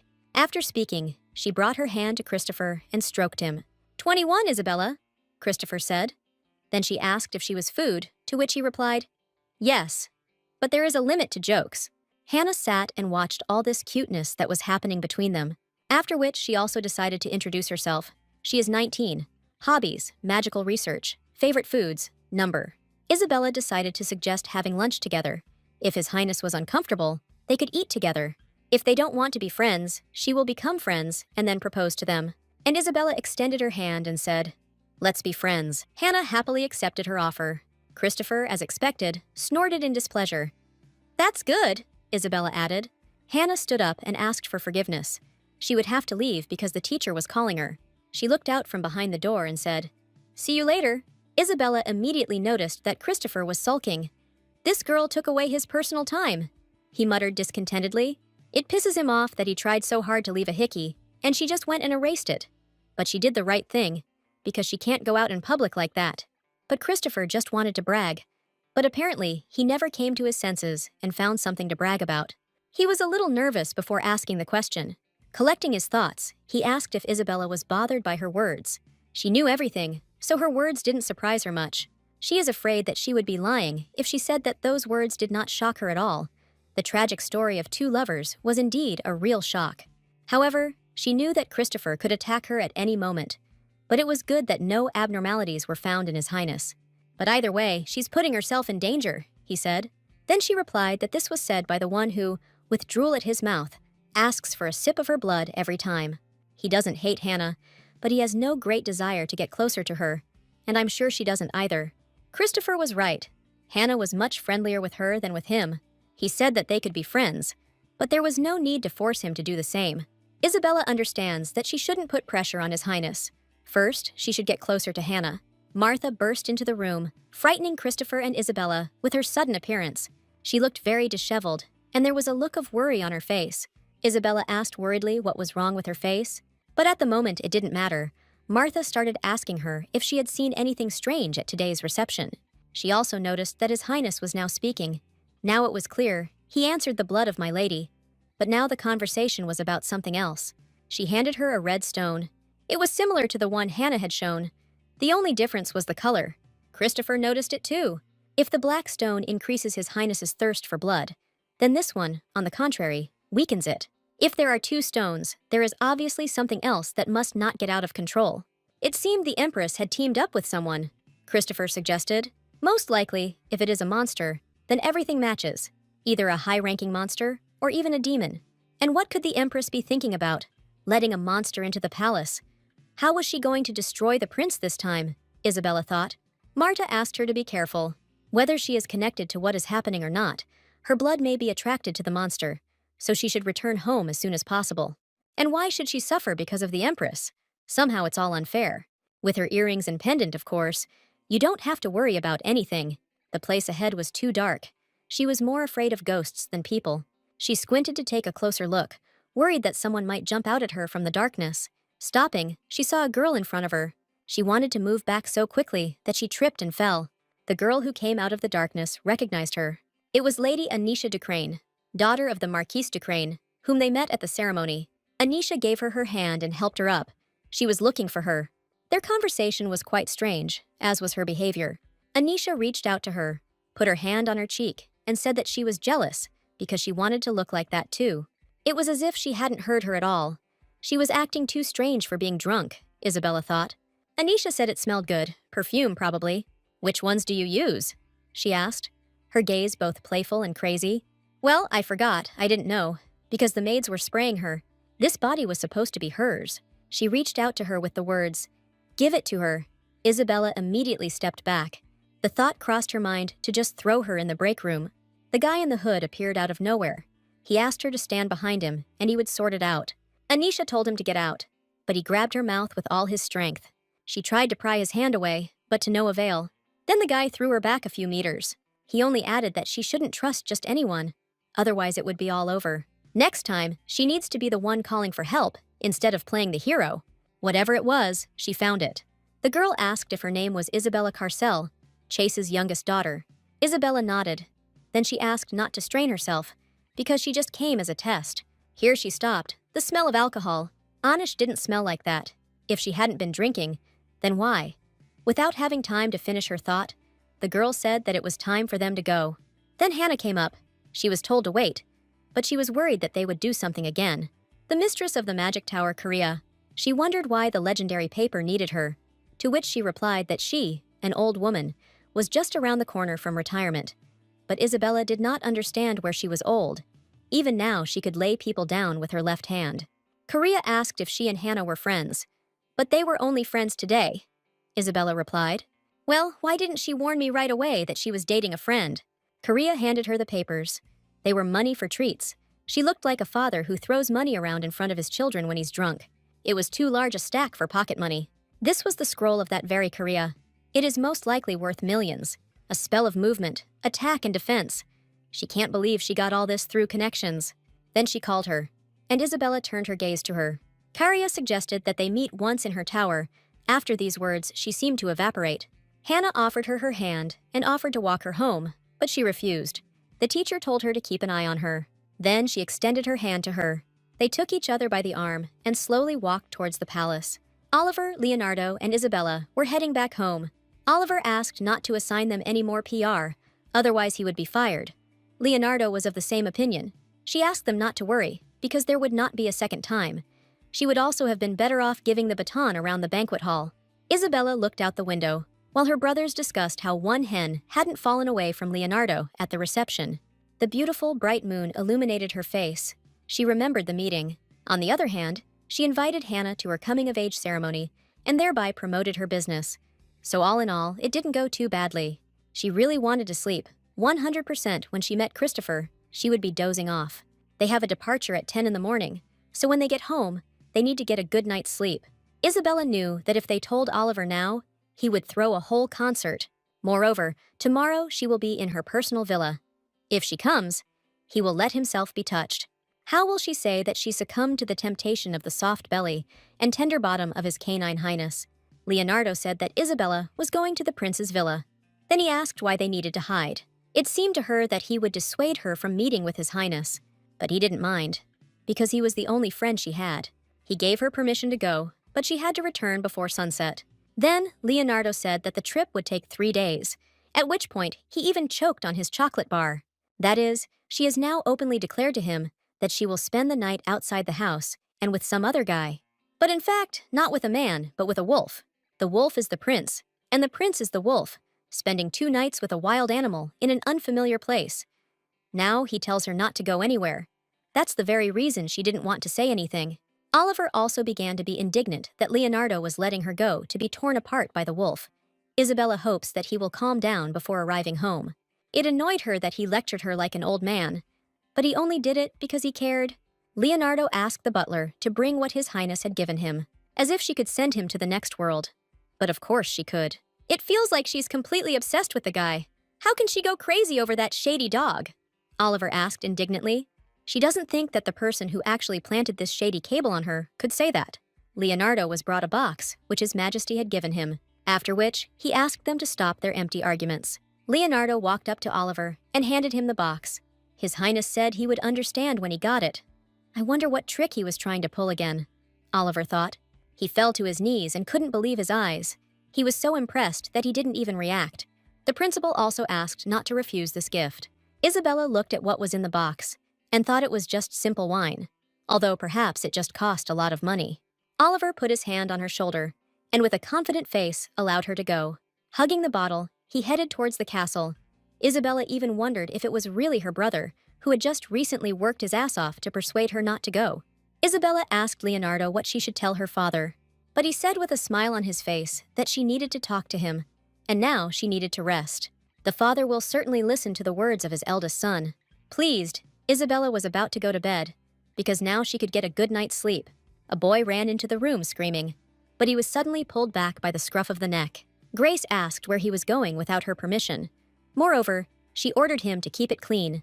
Isabella asked not to scare him, because he is still just a child, but not a human, but a monster. She knows this very well, but his mental age is 10 years. She asked him why he was so dirty and began to wipe him with a handkerchief. He was making cookies. Then he covered his nose and said that she smelled, and that this smell discouraged anyone from coming closer. Isabella reprimanded him, because it is not polite to tell your interlocutor openly that he smells bad. She asked Grace if it really smelled like that, but Grace said no. Lumian held out his hand with cookies. This was his gift to her. He had made them himself. Of course, the cooks helped him. He wanted to eat it himself, but he held back for her sake. Grace and Isabella exchanged glances. And then they started laughing, because he is just a charmer and a huge fellow. Isabella said that she would not be home for 2 days. She leaves for His Highness's villa. While she's gone, he'll spend time with Grace. Lumian asked to take him with him. Even though he was afraid of the prince, It was much more frightening to be alone with the younger witch. But we mustn't put my lady in an awkward position. He ran up to Isabella and hid, saying that Grace was a living demon. But no, that meant no. He would have to stay home. He thought it was unfair. It looks like Lumian was seriously offended. She thought that even though he was angry, he would still see her off. Grace asked if she was sure she wanted to go alone, but Isabella told her to rest, as she trusted her more than anyone else. She also asked to make sure that Lumian didn't do anything wrong again. Isabella noticed that when she arrived at her destination, there was deathly silence. Marta offered to walk them to their quarters. She turned her head in different directions and examined the territory. Marta was extremely surprised to learn that they were coming. It was too quiet. There was absolutely nothing here. Rumor has it that ghosts are actually brought here, but Isabella can't stand them, so she asks not to say such things anymore. Leonardo was irritated by this because he was very tired from the journey and wanted to get to his room quickly. Isabella finally reached her chambers. She was too exhausted. She took her suitcase to unpack all her things. Here, Isabella flinched because she saw some kind of hand sticking out of the suitcase, so she immediately threw it a few meters to the side. And then she climbed onto the bed, with complete horror on her face. The doll moved, and I immediately remembered all the horror films with Chucky and Annabelle. And about what Martha said, they say that ghosts really do live in this house. She took a pillow and covered herself with it, understanding that she could easily kill the doll. Half a body crawled out of the suitcase, and it even talks, Isabella noticed. Lumian is in the building, he said. How did he even get there? Isabella shouted in question, but then her face softened. She smiled and said what a clever boy he was, but she told him that it was impossible with her. But he supposedly didn't understand what she was talking about. Lumian was just playing hide and seek, and then he accidentally ended up here. You just had to see this miracle. He asked where he was now, what kind of place this was. Here a phrase slipped out from behind him. Isn't it by chance their cutie Lumian? Marta said. He remembers this terrible witch. She rushed in, hearing the screams of my lady, but found the boy. Apparently, he really wanted to play with her. But her assumption was wrong, so she suggested playing with his highness. Frightened, Lumian ran to Isabella and hid. But there really was a prince standing before him. He is going to finish him off if he doesn't get off Isabella right now, and began to pull him off with his teeth. But he doesn't like it. He can't change his appearance after the transformation for some time. But Christopher was still able to pull him away, and began to shake him in different directions. Isabella was just about to buy a new toy for his highness. It felt like they couldn't agree on who their mistress was. Lumian ran out of the castle and began to run away quickly. He realizes that the best solution would be to stay home. The younger witch may be an icicle, but at least she combed his hair and dressed him up in a cool way. Then Christopher caught up with him and threw him aside. Lumian rolled on the ground. After that, the wolf came up and put his paw on him, pressing him slightly to the ground. But all the boy wanted was for them to leave him alone. Understanding what Isabella saw in him, Lumian does not understand why he is picking on him, because they have made a truce. Tall, broad shoulders, handsome appearance. These are all factors that their owner really likes. She found a lot of things in him, and Lumian does not reach this level. Christopher added that Isabella would be spending time only with him, so he should not interfere. Lumian sniffed. The smell was very familiar. Last time the owner smelled exactly like Christopher, and he was wondering why the mistress was giving off such a strange stench. The boy asked what he was going to do with the mistress, but he was still thinking. Lumian stood up and shook himself off. He was against Christopher eating her. Either he will do it, or she will do it. He looked at him questioningly, but in the boy's opinion, the second is much more plausible. In that case, Isabella will have to try hard. Leonardo was walking down the corridor and heard some strange sounds. He went into Isabella's room to ask if everything was okay with her. What he least expected was to meet Christopher in her room. Christopher searched the entire room, and Isabella disappeared. Leonardo had a serious conversation with him, but the prince had only one goal, to find his mistress. He always feels Isabella's energy. Christopher sniffed and immediately realized that she was in his room. Isabella sat and read some book in complete silence. With a sharp movement, he threw open the doors to the room. She looked at him softly and asked if they had played enough. Christopher feels so strange that someone is waiting for him. On the one hand, he would pounce on her right now and swallow her whole. Since he didn't say a word, she asked what happened. Christopher remained silent. He would like to capture this image. He understands that he must restrain himself. Isabella's gentle touches and loving gaze only intensify the thirst. She turned to him and asked if he wanted to taste her blood. But Christopher just shook his head, realizing that he couldn't drink her blood anymore. The more she unites him, the more dangerous their relationship becomes. He can lose his sanity at any moment due to an incomplete mark.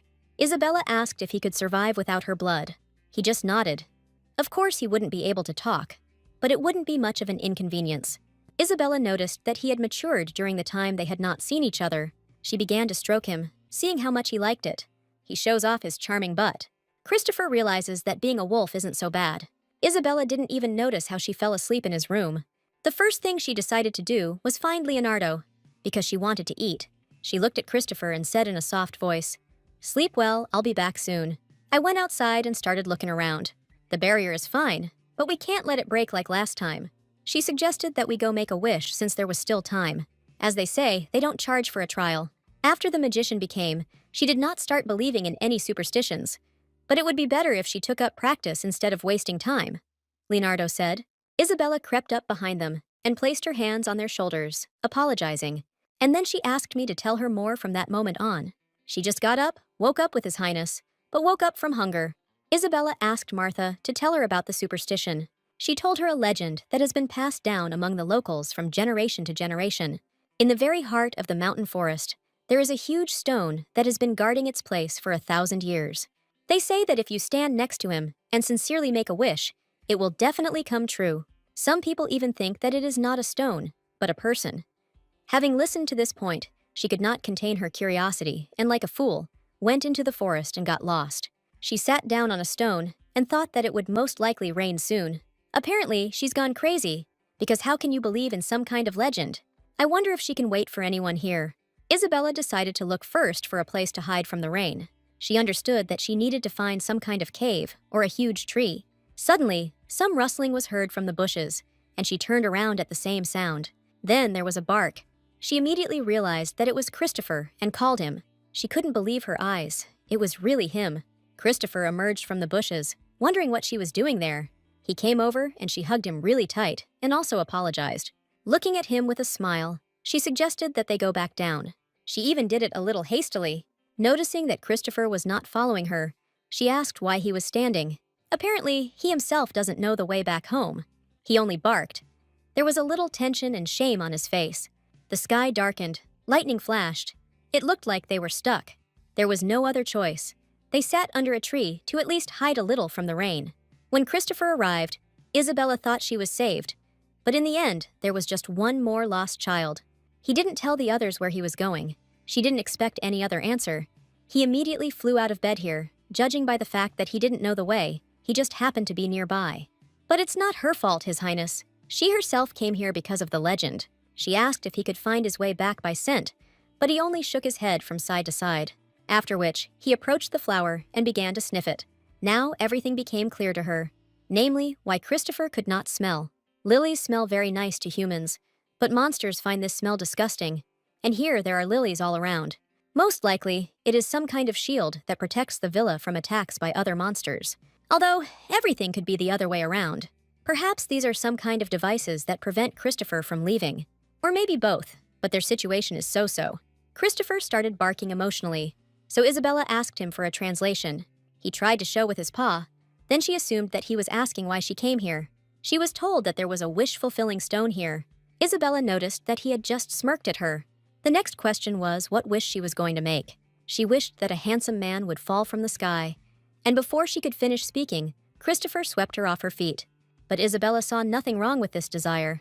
She thought that now was not the time for quarrels, and huge drops of rain fell from the sky. Isabella said that they urgently needed to find shelter. She passed each tree and looked around to make sure she didn't miss any. Soon I came across a cave and was very happy with my find. She shouted to His Highness that she had found the cave. Then her foot touched the edge, and Isabella fell off the cliff. She opened her eyes slightly, her face looking exhausted. Christopher looked down at her with a frightened expression and barked loudly. But his paw also stood on the edge, and he began to fall. The horror that Isabella felt could not be expressed in words. She tried to get up carefully because she did not know her condition. Looking up, she realized for sure that she was alive. But when I came to my senses, I remembered how Christopher fell off the cliff. She started looking around to find him. Her face turned pale. Her eyes were full of horror. Christopher's body lay motionless, unresponsive. There were severe wounds on his side that were bleeding. She begged him to open his eyes, tears streaming down her face. Isabella didn't know what to do. The bleeding wouldn't stop. And what she was most worried about was that Christopher would die. The main characters don't just die, he will survive. The first thing they need to do is get out of the rain. Isabella considered this incident to be her fault. If she had looked under her feet, if she had immediately gone back, realizing that she didn't know the way, everything would have been different. If I hadn't climbed the mountain at all, none of this would have happened. She begged him to forgive her. Christopher raised his head a little and looked at her. He tried to get up, but Isabella also said that he shouldn't get up. Christopher walked up to her and began to lick away her tears. She was so worried. Then she called him a fool. Because first of all, he must think and worry about himself. Isabella hates herself for hurting Christopher. Her blood is poison to him. Then she remembered that blood heals. She reached for her bag in a hurry. It can heal wounds, so she took out a dagger. With a sharp movement, Isabella made a cut on her hand, and she remembers the promise she made to Hannah that she wouldn't use her blood thoughtlessly. But at the moment, she didn't care if Christopher would go wild and attack her. Now it's not important, every minute counts. She shouted at him to drink blood, but he turned away. Then she told him in a commanding tone to do what she said. Well, when he refused again, she shouted that she would stop him, no matter what he did. She will also do things her own way. Then she opened his mouth slightly, saying that everything was okay. Then she stuck her hand in and told him to drink a lot. Christopher started growling at her, and then he picked up speed and ran straight towards Isabella. She fell to the ground and covered her face with her hands. Christopher stared at her hand with his fangs, his eyes full of rage and ferocity. She believed in him, more than in herself, that he could do it. But Christopher didn't stop. He continued to stand in the same position. Isabella placed her hand on his torso to check the condition of the wounds. Literally, in a couple of seconds, the wounds healed.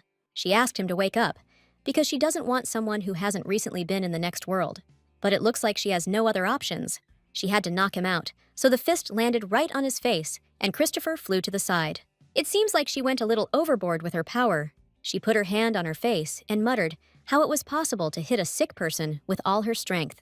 But there was only one plus. Christopher calmed down. She looked at him tenderly and decided to let him rest a little, because when he wakes up, everything will be fine.